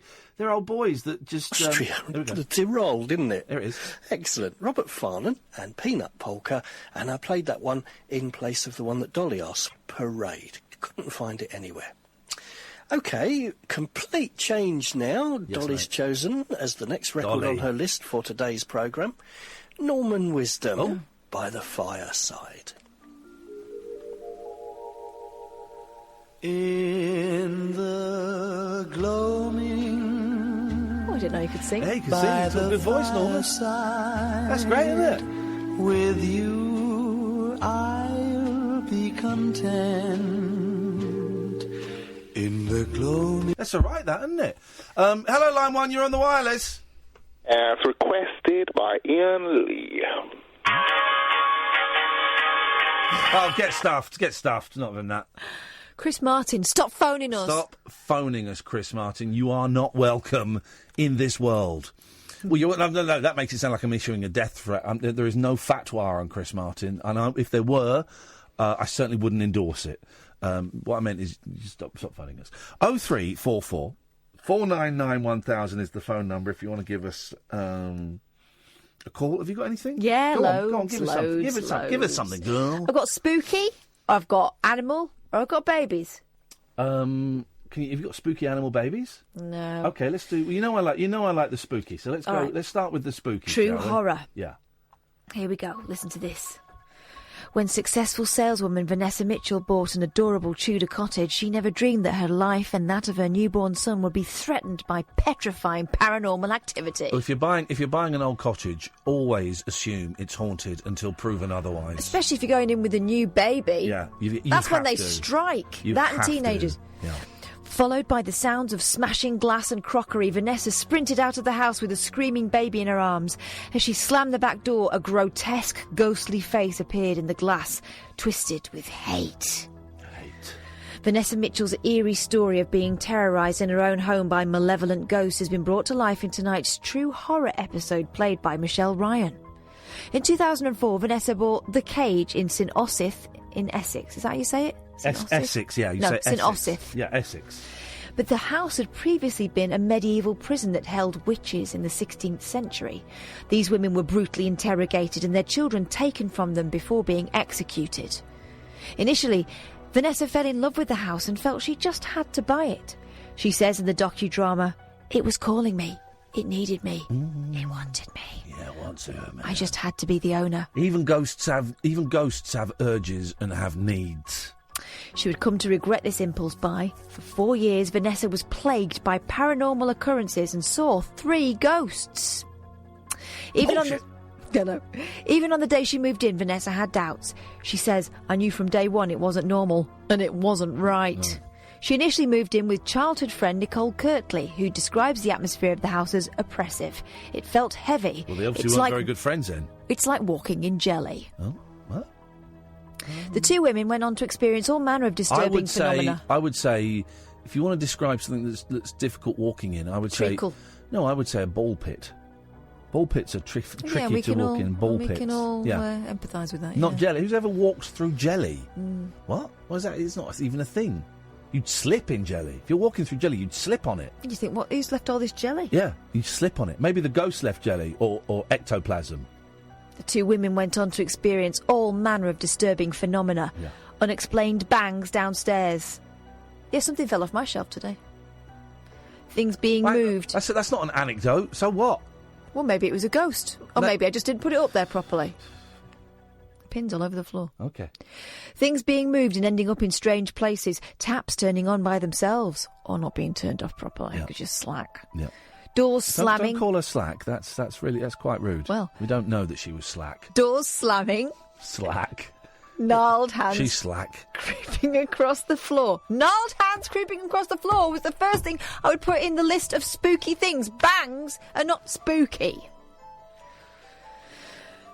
The brushes above the fireplace swinging with no wind and the appearance of ghosts. Yeah, that. They put that in last. The appearance of ghosts. Ghosts is the thing.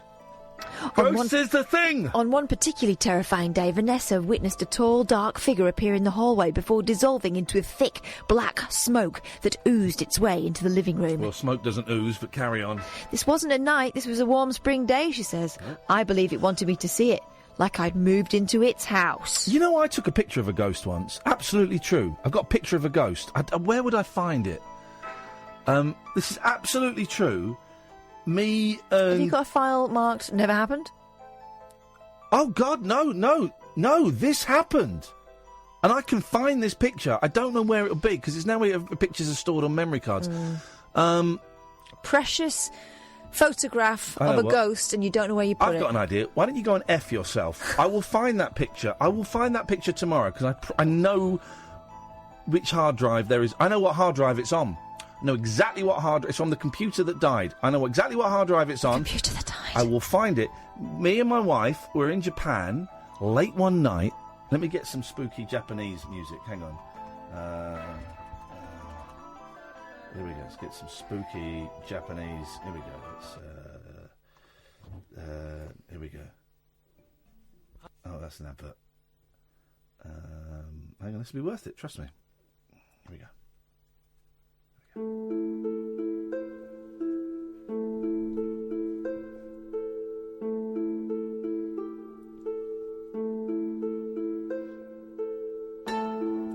My wife and I were travelling through Nihon, Japan. We were staying in Osaka. Don't do the voice. I'm doing the pronunciation properly, like you would if you were saying... Madrid. We were staying in Osaka. I'll tell you the rest after the news. The Late Night Alternative with Iain Lee on Talk Radio. We have ways of making you talk.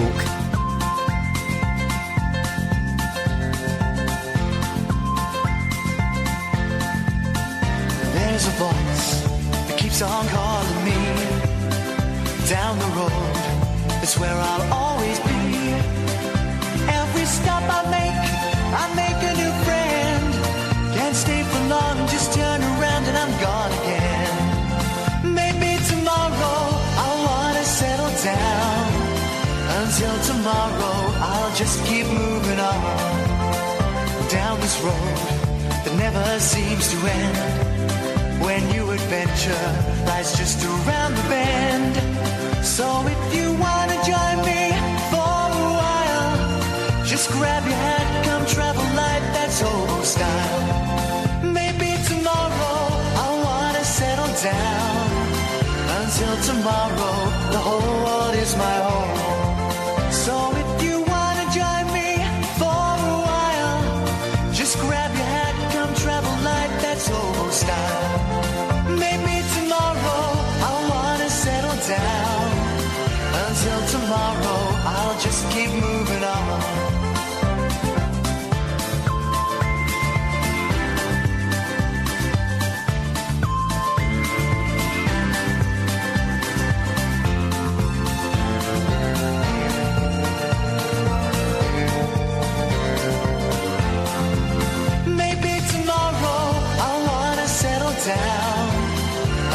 tomorrow, I'll just keep moving on. There's a world that's waiting to unfold, a brand new tale no one has ever told. We've journeyed far, but you know it won't be long. We're almost there and we paid our fare with a hobo song. Maybe tomorrow I'll wanna settle down. Until tomorrow I'll just keep moving on. So if you wanna join me for a while, just grab your hat, come travel light, that's hobo style. Maybe tomorrow I'll find what I call home. Until tomorrow, you know I'm free to roll.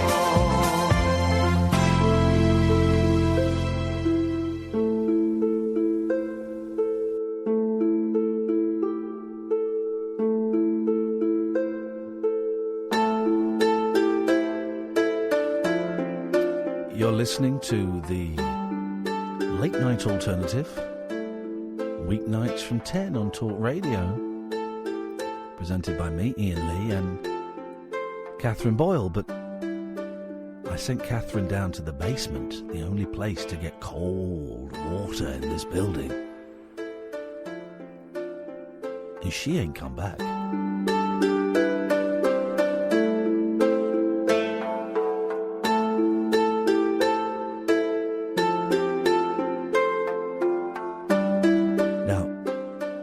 Suggest anything bad has happened to her, but I think she's been killed by a ghost.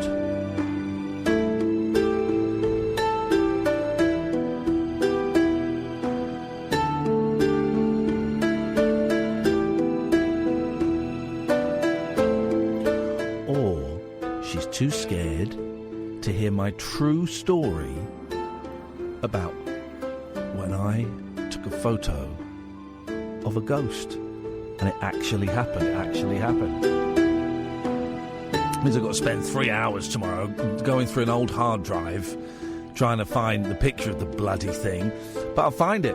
I will find it, and I will show it to her, and she better bring a change of underwear, because she's going to cack her little pants.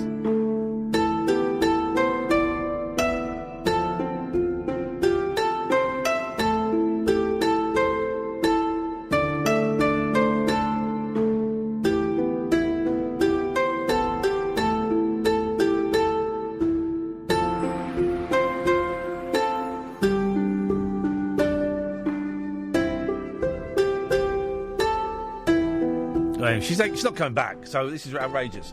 I'll tell you the story in a bit. 0344 499 1000 is the telephone number. This is the Late Night Alternative on a Talk Radio. You're very, very welcome to call in about anything you want. You know the score. Some of the things we've talked about is how do we make the world a better place. This weekend has been lousy, hasn't it? The helicopter situation, the synagogue in the States. It's just lousy. Really lousy weekend that makes you think, well, there is no God, there is no justice, and there are just horrible people and horrible things that happen around. So how do we make the world a better place? And I guess not in a huge way, in kind of a micro way. Me and Kath did this lovely evening on Saturday night, the Rabbit Hole Picture Show. I'm touting for business a bit, although it's only £8. We ain't going to get rich off it. We've covered our costs for the last one. We made a few quid that we're hoping the money we made from the first one we can use towards getting a guest for the second one. I'm trying to get a guest for the second one, our screening of American Movie. A couple of people have been approached. No one has got back yet. But if you want to come and see American Movie, Sunday, November the 22nd, it is funny. It's a documentary, man. It's a funny documentary about these dudes trying to make a movie. Tickets are £8. And we bring sweets and we pass sweets around. And there's a bar. You can buy drinks. If you go to iainlee.com/event, singular, even though there's loads, iainlee.com/event. It's up there. You can go and buy tickets. We're doing 3 of these, and we'll see how it goes. We need the support. Anyway, that was a nice thing. That made people happy. It made us happy. It created, for a few hours, a lovely vibe in the room. And Sunday night, we went and saw Beverly Craven and Julia Fordham and Judy Zook. And it created it was such a lovely evening, man. I shouldn't have enjoyed that half as much as I did, and it was great. So how do we make the world a special place, a better place? Oh, we thought you're dead. What's wrong? Cold water, sir. Well, what's with the at? Why have you got the at? The at. What's the at? The mood and the tune. What's that about? Jesus. Miserable cow. Shouldn't bother coming back.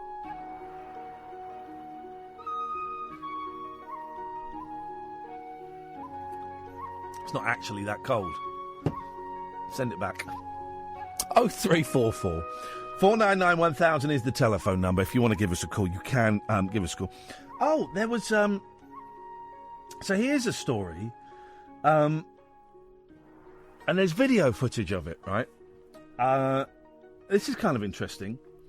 This is the moment a smirking London Underground passenger sparked outrage. You seen this story? This is the moment a smirking London Underground passenger sparked outrage for painting his face black for a Halloween costume. Yeah. The man on the Central Line appeared to have dressed up as Samuel L. Jackson's character Jules Winfield from the 1994 film Pulp Fiction. But when he's a white guy. When he was confronted by a fellow traveller, who was a black woman, and accused of being racist for his black makeup, he just shrugged and asked her, why not? Now, I couldn't get the audio on this to play earlier on, but I wonder if I can get the audio on this to play. If I do that, and if I go there... Oh, you can't hear. I wouldn't try and be a black person. Because I think it's a bit racist that you put black makeup on. You can't really hear. So it's a black woman is standing up on a tube train in London, and you know that because the camera pans round to her, and sat on the seats is someone's obviously a white guy. He didn't do the hands or the neck, and he's wearing the black suit that Samuel L. Jackson wears in the movie. He's got a big comedy black afro wig on and blackface, and she's saying, "Why are you doing it?" And he the other video I saw, you had the text. He says, "Why not?" Well, I think it's racist, she says. Well, I just like him as an actor. The incident was caught on camera by Petra Isabella Jolie, Joli, 22, a makeup artist from East London who'd been travelling home on Saturday night at the time. She posted a video on Instagram in which the man told a woman, Samuel L. Jackson is a person I like, but she told him, I wouldn't try and be a black person. The woman added, I think it's a bit racist that you put black makeup on. However, he then said, it's a person I like, why not? In the post, Miss Jolie wrote, I was on the Central Line going home last night. Ah, OK. Well, this is interesting. I was on the Central Line going home last night where I witnessed the disgusting disrespect of blackface shown from this Bulgarian man. Right. Not saying it justifies it, but that might explain a different attitude. OK, that's interesting. When confronted, he claimed to have dressed up as Samuel L. Jackson and responded saying, why not? It's a person he likes. This is 2018, you're in London. You don't expect people to sit quiet and not confront you.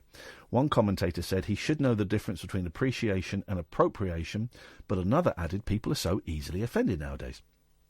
The incident came as tens of thousands of people hit the clubs for London for Halloween-themed parties on Saturday. And then there's a story, another story, the schoolgirl.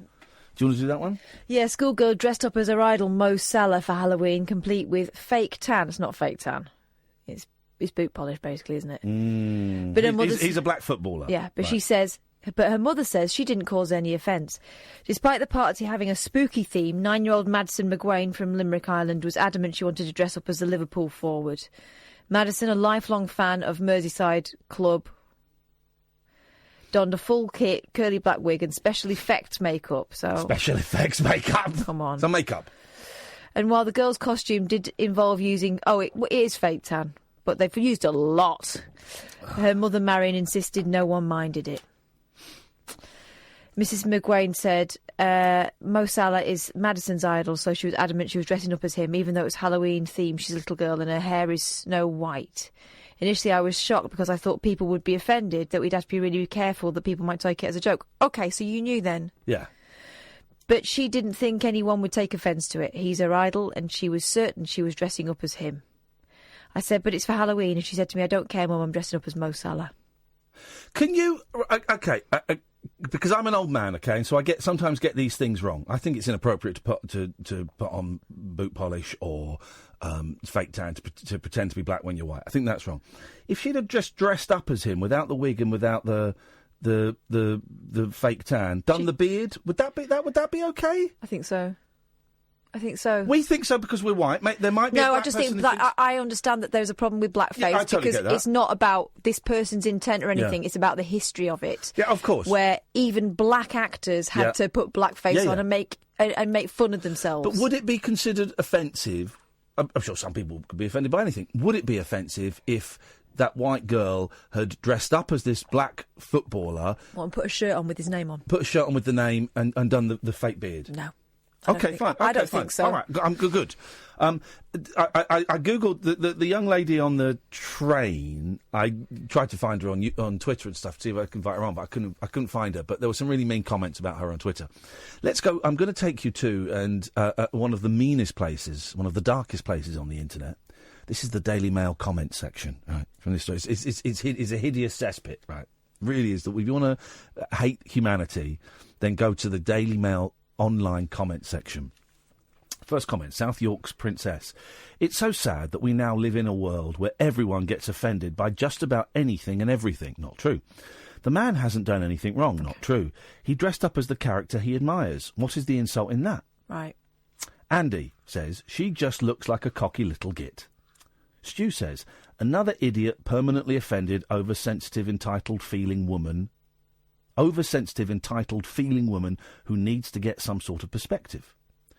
Filed 22. I thought you could dress up in anything you wanted in the UK. Capital Firmino. Personally, I think she either just got dumped by her boyfriend-girlfriend or she didn't get none last night. Wow, yeah, that'll be it. Woman with an opinion. Goddess 1964. I'm offended that she is offended. Lol. How ridiculous. Grow up, love, and get a sense of humour. Love. Just a view. Do not see a problem. Guys playing a character from a great film for fancy dress. Absolutely no intention to insult anyone. Anyone else seen the ending of Live and Let Die? Funny how that's never been a problem. I don't remember that. Leave the guy alone. You can tell the Daily Mail about to go on a witch hunt, can't you? Leave the guy alone. Okay.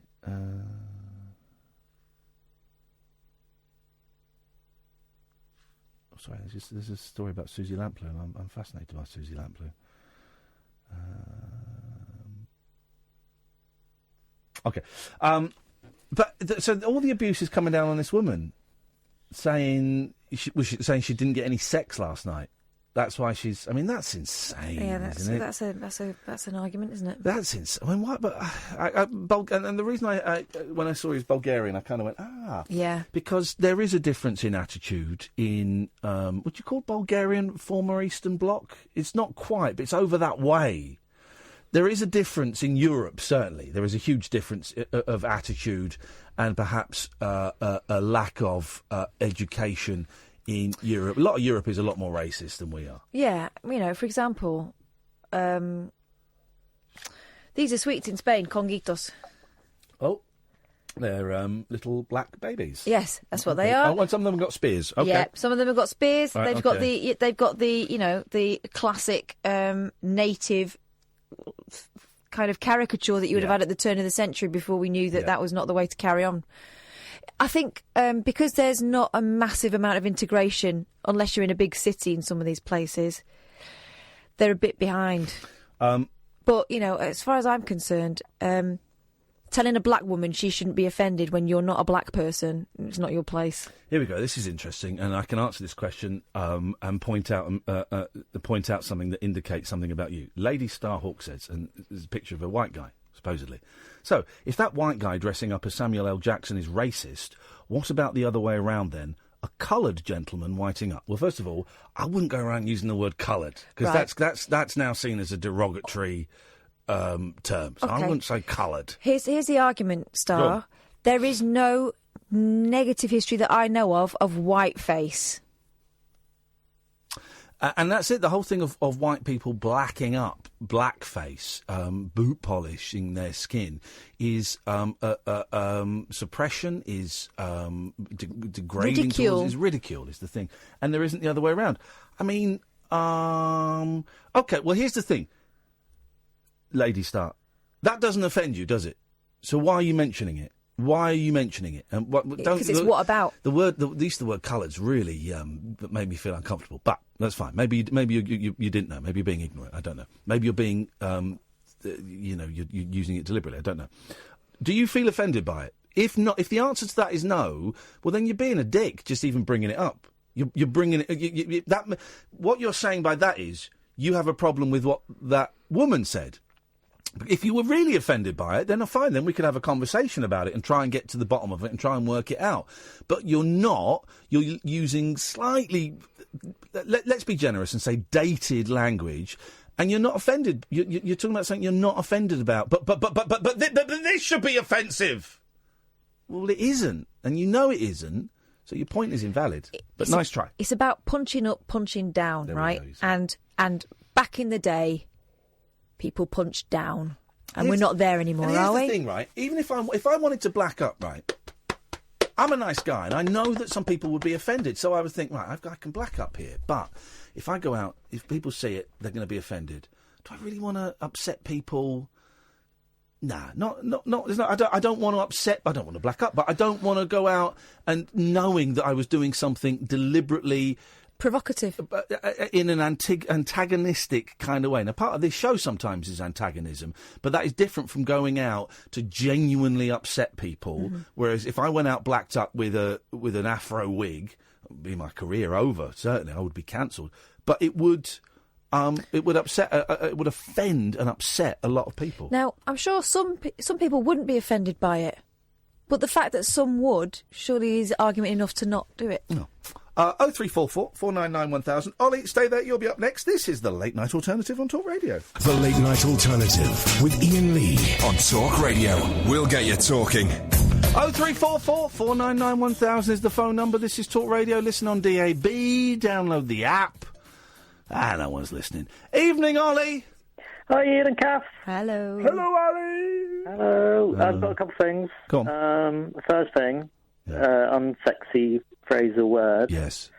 I think, when somebody says, oh, give me a good rogering, or Roger me hard. Just the word Roger. Yeah. In any context Roger is such a such a lame word. It's such a tepid. Ugly. Yes, it's sad, pathetic. Makes me think of lonely old men. Roger. Roger me senseless. Roger. It Roger, makes me think Roger. of like frenetic. Just no. Makes me think of cheats. But there you go. It's just me. Yeah. Roger me.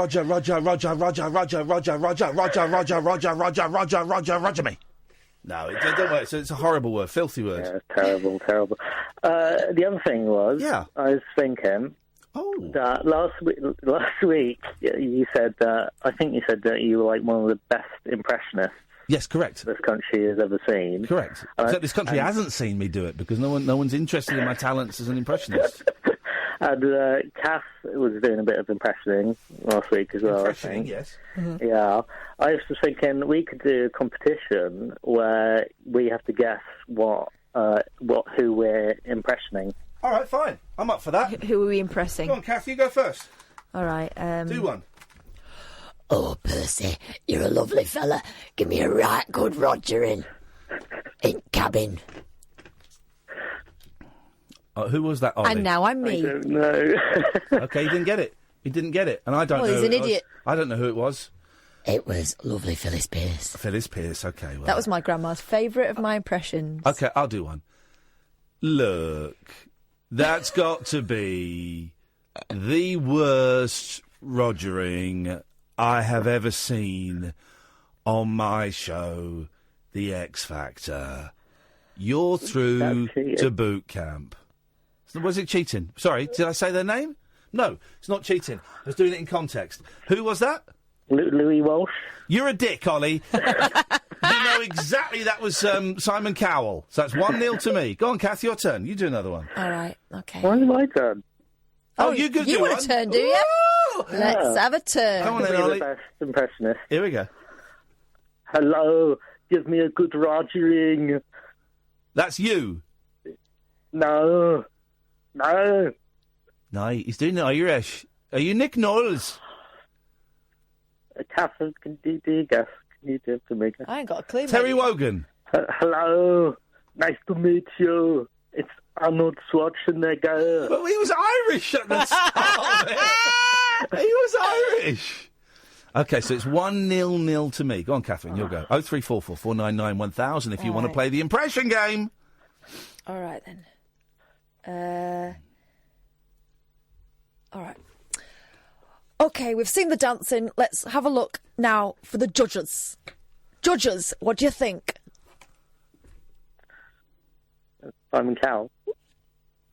Screw you, man. What was that? Who was that? It was Tess.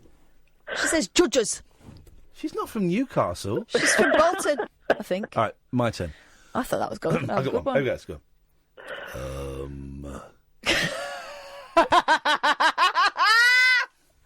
Don't, because I've got to go deep in my throat and I can't if I'm like... Go deep, Ian.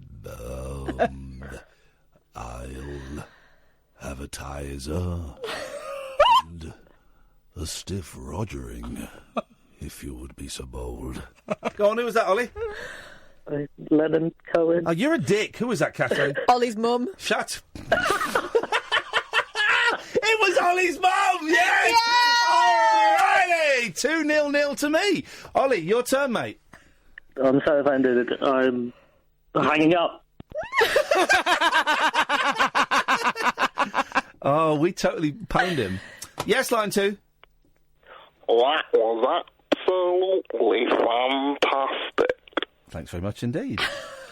Yes, Mo. How do we make the world a better place, Mo? Say, do you want to play the impression game? Yeah, go on then. I thought that's who we were playing. I thought you say the impression and I tell you who it is. Well, no, you do. It's your turn now. Can you do it then? Yes. I'd like a good rogering. Who, David Attenborough? Yeah, it was David Attenborough. Spot on. 1-0 to me. Your turn. Okay.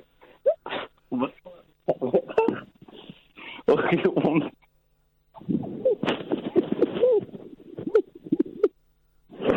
Stop putting me on the spot, man. You rang us, Mo. You rang us to play the impression game. How is that putting you on the spot? Do an impression, Okay, boy. let me do my impression, okay? Yeah. Okay, clear the floor. Hey, you... Is that it? Hey, Ian. Ian, we love you, Ian. We love you, Ian. I love you, Ian. Oh, I know what that impression is. It's Mo. Who? It's an impression of someone who's never going to get work experience here. Bye, Mo.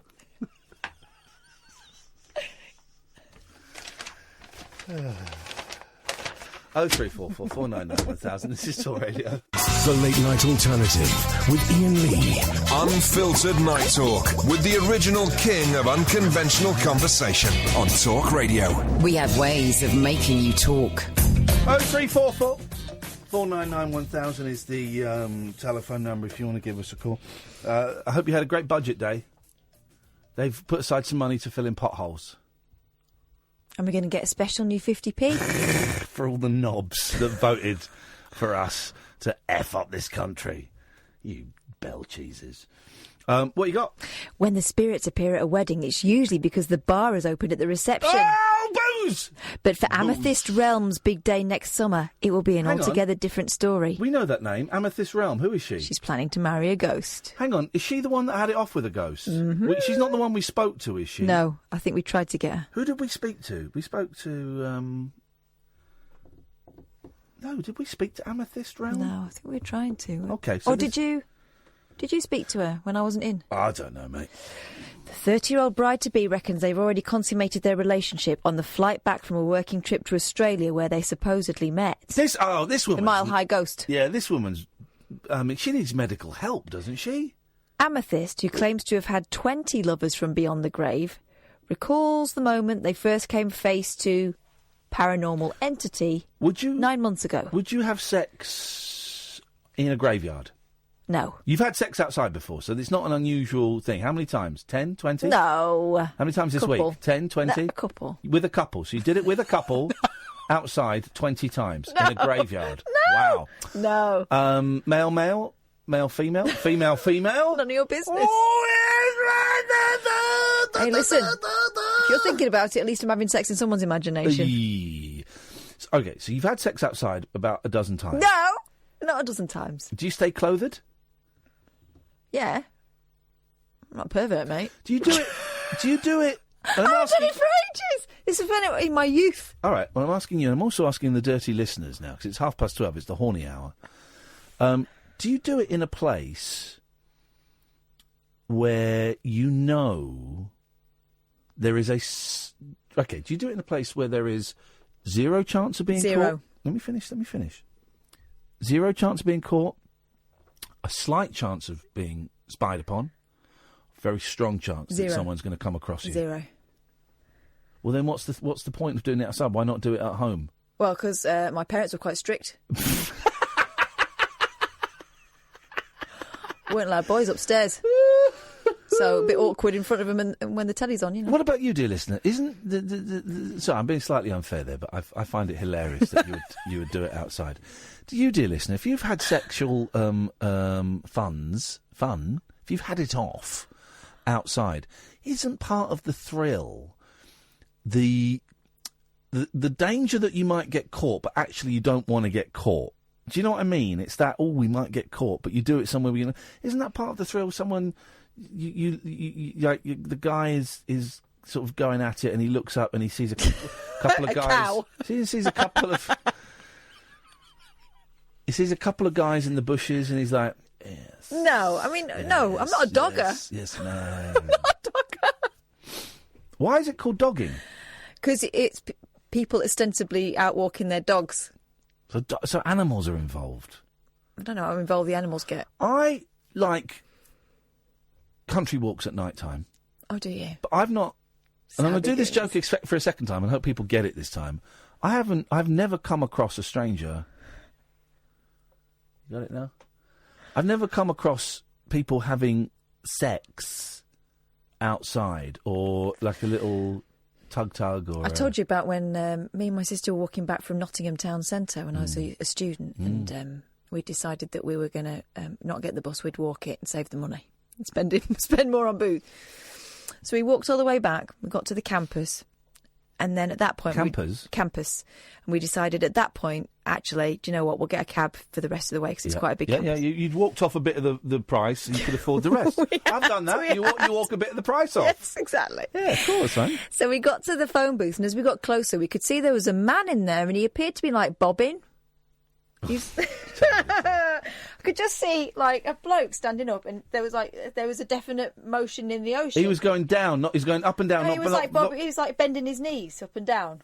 Well, why was he okay? And then, as we got closer, we realised there was another set of knees further up. Oh, flipping! They were going at it in the phone box. Like, hang on, so you went and found a well-lit... Yeah. I mean, that... So I said, can you just pass that out, and would you dial... 69, please. I didn't. We walked it. I mean, it's probably a mercy in the end. Yeah. I do wonder, it's never... I've got to do it before I die. You haven't got to. It's not, you don't get a badge. Not dogging. I mean, outside. I've got to. You haven't got to. No, I have to. I think you should leave it to the... I have to. Everyone else. No, I have to. You don't have to. I do have to. I think it's something everyone should try, but it doesn't appeal to me in the slightest. Well, don't do anything you don't want to do. Well, I want to experience life to its fullest. I might love it. We might get a taste for it. I might absolutely... Never get you in again. Sorry? Unfortunate choice of phrase.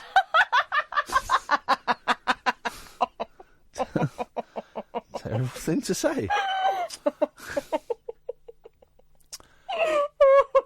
Where's Ian? Oh, he's out. We'll put him in. Is it? And never get him in again. Is it?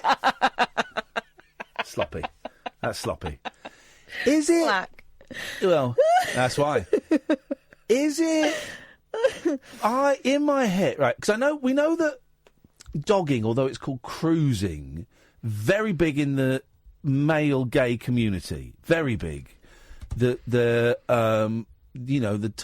several times I've been exposed by gentlemen who've been in public toilets where they turn around. And Isn't that cottaging? Well, that's cottaging, yes. That's like, but there was when I used. I wonder how much call there is for that these days. Now with all the apps. Oh, I think also the public toilets are gone. All the public toilets are gone. So, but loads of times I flashed that. But I used to live in North London in Muswell Hill and very near Hampstead Heath. Mm-hmm. And most of Hampstead Heath was family friendly. But there was one bit up by what used to be a pub, and I think it's now apartments, Jack Straw's Castle. Someone pointed out, a taxi driver pointed out to me, you know what goes on there? I said, oh, is that it? He went, yeah, that's it. And I would occasionally drive down the hill past there, and you would see a lot of men at dusk with baseball caps on, walking the dog, but they didn't have a dog. Right. They had those invisible, those long... Yeah, the wire. Yeah, they didn't. But also I remember in another part of Hampstead Heath, when it was very, very hot one year. Hello? Very, very hot one year. And I walked through a clearing. This is a completely different part of Hampstead Heath. And there was like a circle of men just sunbathing. It was the weirdest thing, just sunbathing, right? And, in their shorts and stuff. And I thought, oh, this is weird. But I couldn't really turn back. So I had to walk through it.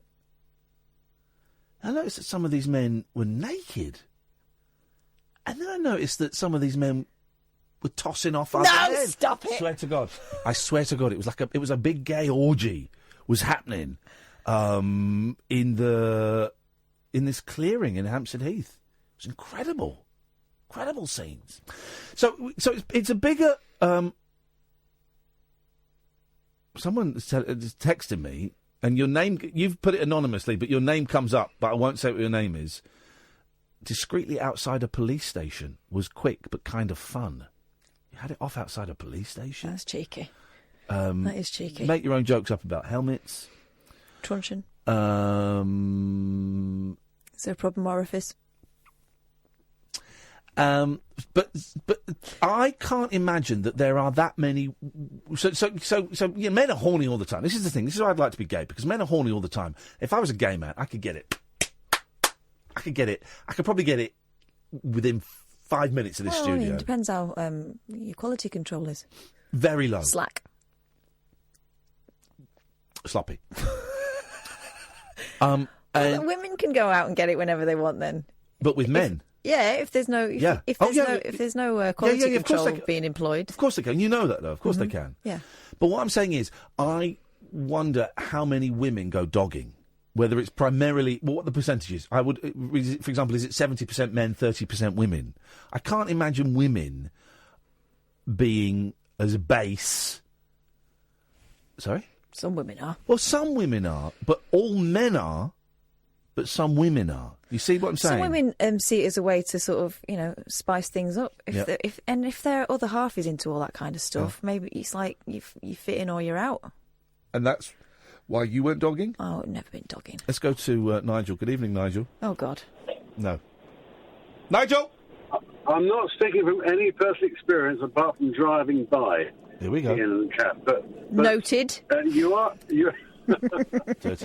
right that stretch of road just past Jack Straw's Castle has a big visitor section late at night of cars filling up and people getting out of their car, males walking down the slopes into the dark. Maybe they just need to get some fresh air because they can't sleep, so they need to go and get a little bit of fresh air.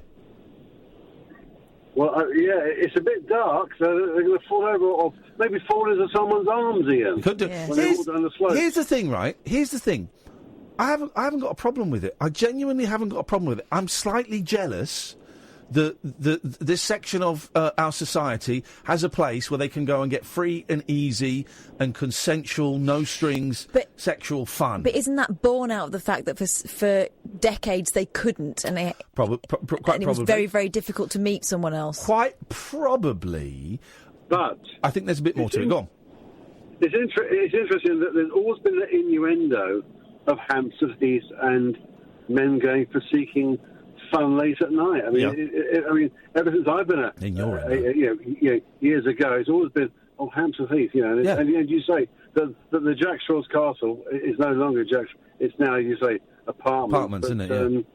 Yeah. But I can think for decades going back, it's always been synonymous with people going. Only that section, as far as I know, it's only that section of Hampstead Heath. I go past it most nights on the way home from work. Bet you do. You're hungry. Well, here's the thing, and I don't know, do the police still raid it? I know, like 10, 15 years ago, the police would still go and do raids, and I could never really see the point of them doing raids. All right, you argue it's indecent, and okay, what if an innocent person walks past? But they do it late at night when it's dark in this very specific area. It's not like they're doing it, and maybe they are, I don't know. But as far as I'm aware, it's not like they're doing it at 2:00 in the afternoon in broad daylight there. That's a different thing, because someone could be out walking their dog, or a kid could be going through, whatever, and they could see that. You don't want to see that. Exactly. If it's like 10, 11, 12 o'clock at night and it's pitch black, as long as everyone's going there of their own free will, good luck to them. Exactly. I think if the police wanted to raid it today, they'd have to have some form of site visit for a health and safety visit first. What should we do? Do we need torches? Do we need candles? Candles? All over. Candles? Yeah, I guess because you told me you're taking candles? Did he say candles? Yeah, let's go with the pitchforks. What's interesting, Ian, I'll tell you what. Go on. Is if you walk down there in the daytime, what would you find, I wonder? Well, that's the thing. If they're leaving, sexual debris, then, but I would like to think that the members of the cruising gay community will clean up after themselves. You would hope so, wouldn't you? You would keep your fingers crossed. Nigel, thank you very much for that.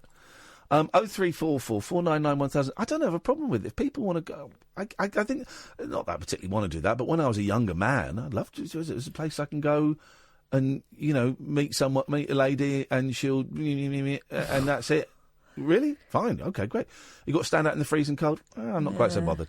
But I don't have a problem. Nah, I was always a bit more picky than that. Oh no, exactly. No. You know my history. I've not always been so picky. And I'm, I will be picky now. But I just, I'm kind of, good luck to them, man. Good luck to them. That was, of course, I know I was talking then, because filling then, because I was trying to remember what I was thinking of.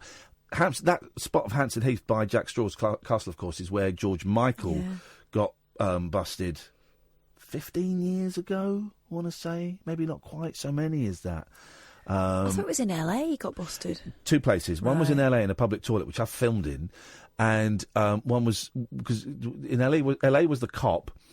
Hampstead Heath was an old, and it's really unfair. They picked on this guy. The press were there, and they saw him with an old balding truck driver, and they kind of came out back onto that stretch of road, and they got their pictures taken and stuff and busted. And you think, what's the point? What's that? So, but he's gay. I've got a feeling the truck driver might have been married as well. I don't know.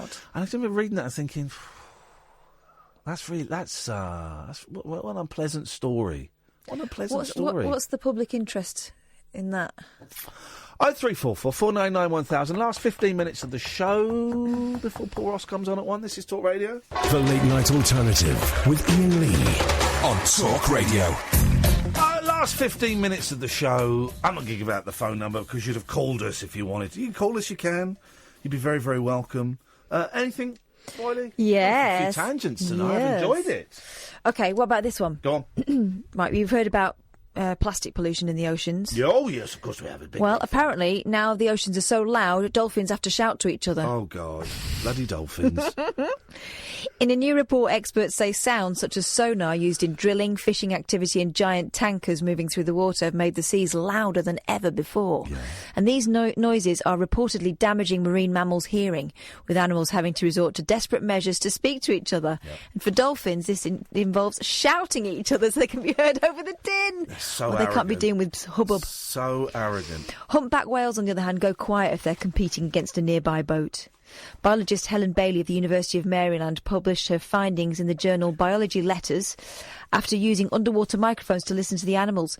She said a lot of people imagine that underwater is a really quiet place, but it isn't. She says this is a particular problem because of how important dolphin communication is.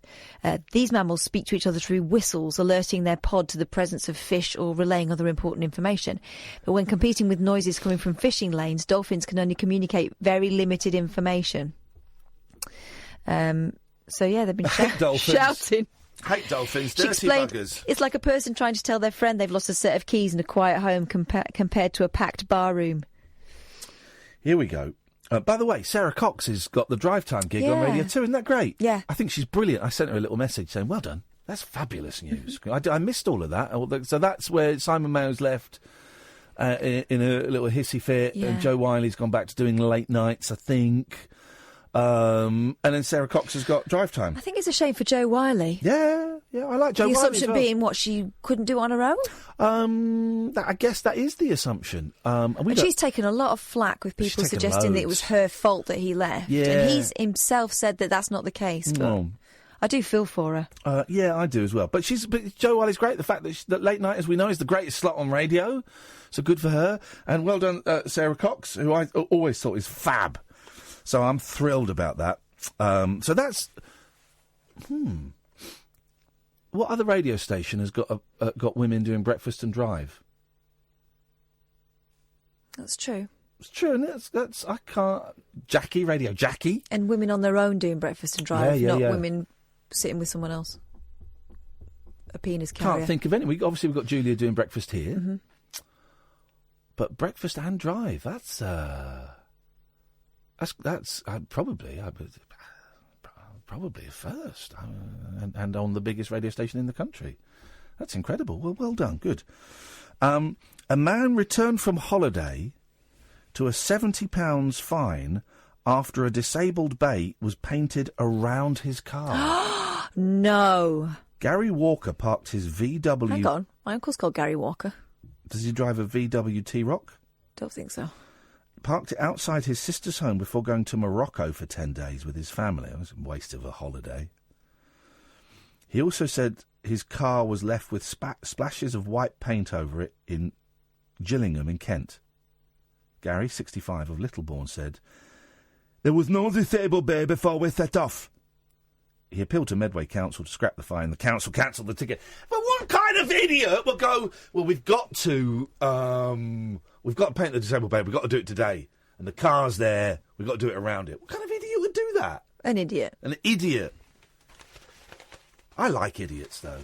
More idiots. They make good stories. Please. More idiots would be delightful. Illegal baby names. Have you heard this one?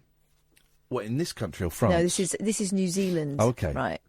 Illegal baby names. This bizarre Christian-inspired moniker has been banned 62 times. They banned Monica? No. Monica is a great name. No. Why would they ban... No. The Kiwis have banned Monica? Can we phone up New Zealand or Australia and put them in their place? No. Monica with a K. Yeah. It's been banned 62 times. What is it? Have a guess. It's to do with Christianity. Monica with a K? No. What is Monica. Oh, the name. As in name. The name. What name has been banned? Jesus. No. Christ. You wouldn't be able to ban Jesus. It's very popular in Spanish countries. No, it's not. Yes, it is. No, it's not. Jesus. That is, well, he spelt Jesus. Okay, but sorry, how's it pronounced? Jesus. Right, okay, so it's not Jesus. Well, it is. Well, no, it's not. What's the word for two words that are written the same but have different meanings? The same word. No, a homonym. I think it's a homonym. No, it's not a homonym. What's a homonym? Homonym is this a word that sounds the same but written differently. Oh. Google it, because I don't think you're right on that. I'm going to Google homonym. Homonym. Word with the same sound or spelling. Oh, yeah! But different meanings. So good. Oh, yeah! He's so good. He's so fine. He just blew Catherine's mind. He's so fine. It's still going for a bit. Fine. He blew what's the name? Catherine's mind. He's so good. He's so fine. He just blew the lady's mind. He's so good. He's so wild. Catherine is feeling like a tiny little child. Oh, yeah, I just blew. Come in, Paul, yeah! Oh, yeah. Right, now this is bullying in the workplace. You've got him to clap as well. I told you a homonym is a word that is spelt or sounds the same. And you said, no, I don't think it is. My 8-year-old taught me that. So you can kiss it. So Jesus and Jesus are homonyms, but they're not the same. What are you doing, boy? Trying to adjust this microphone. There we go. Oh, dear. All right. Is it a spat between you two again? Did I miss that? I thought I was joining in general jollity, not excluding the Kath. No, it's not a spat. It's just Are you secretly gloating. bitter about the Sarah Cox thing? They promised me that job. He's just gloating. No. It's the usual thing. No. Catherine just got something massively wrong. She says that the name Jesus is popular in Southern American countries. It's not. Jesus is. It's a different name. I don't think it's... Well, it's... Technically, it might not be a homonym because I think Jesus is spelt with an acute accent over the E. It is. So, well, in that case, it's not Jesus then. So you're double wrong. Whichever way this goes. It's not over the E, it's over the U. Jesus. She's got to go to my happy place if Mummy and Daddy keep fighting. Whichever way this goes, Catherine. Anyway, that's not the name we're discussing. So which is the name that 62 people have tried to call their baby in New Zealand and they're not allowed? God. No. Allah. No. Mohammed. No. Pikachu. Christian-based Pikachu. name. Pikachu, that is right. No. Christian. Satan, Beelzebub, Lucifer. Joseph. Because it might cause confusion. Lazarus. Is it Lazarus? No. Amen. Bishop. Bishop. So you can't be called Bishop Jones because you might be an actual bishop. What about Vicar? Vic. We don't get called... I bet you couldn't call him the Reverend.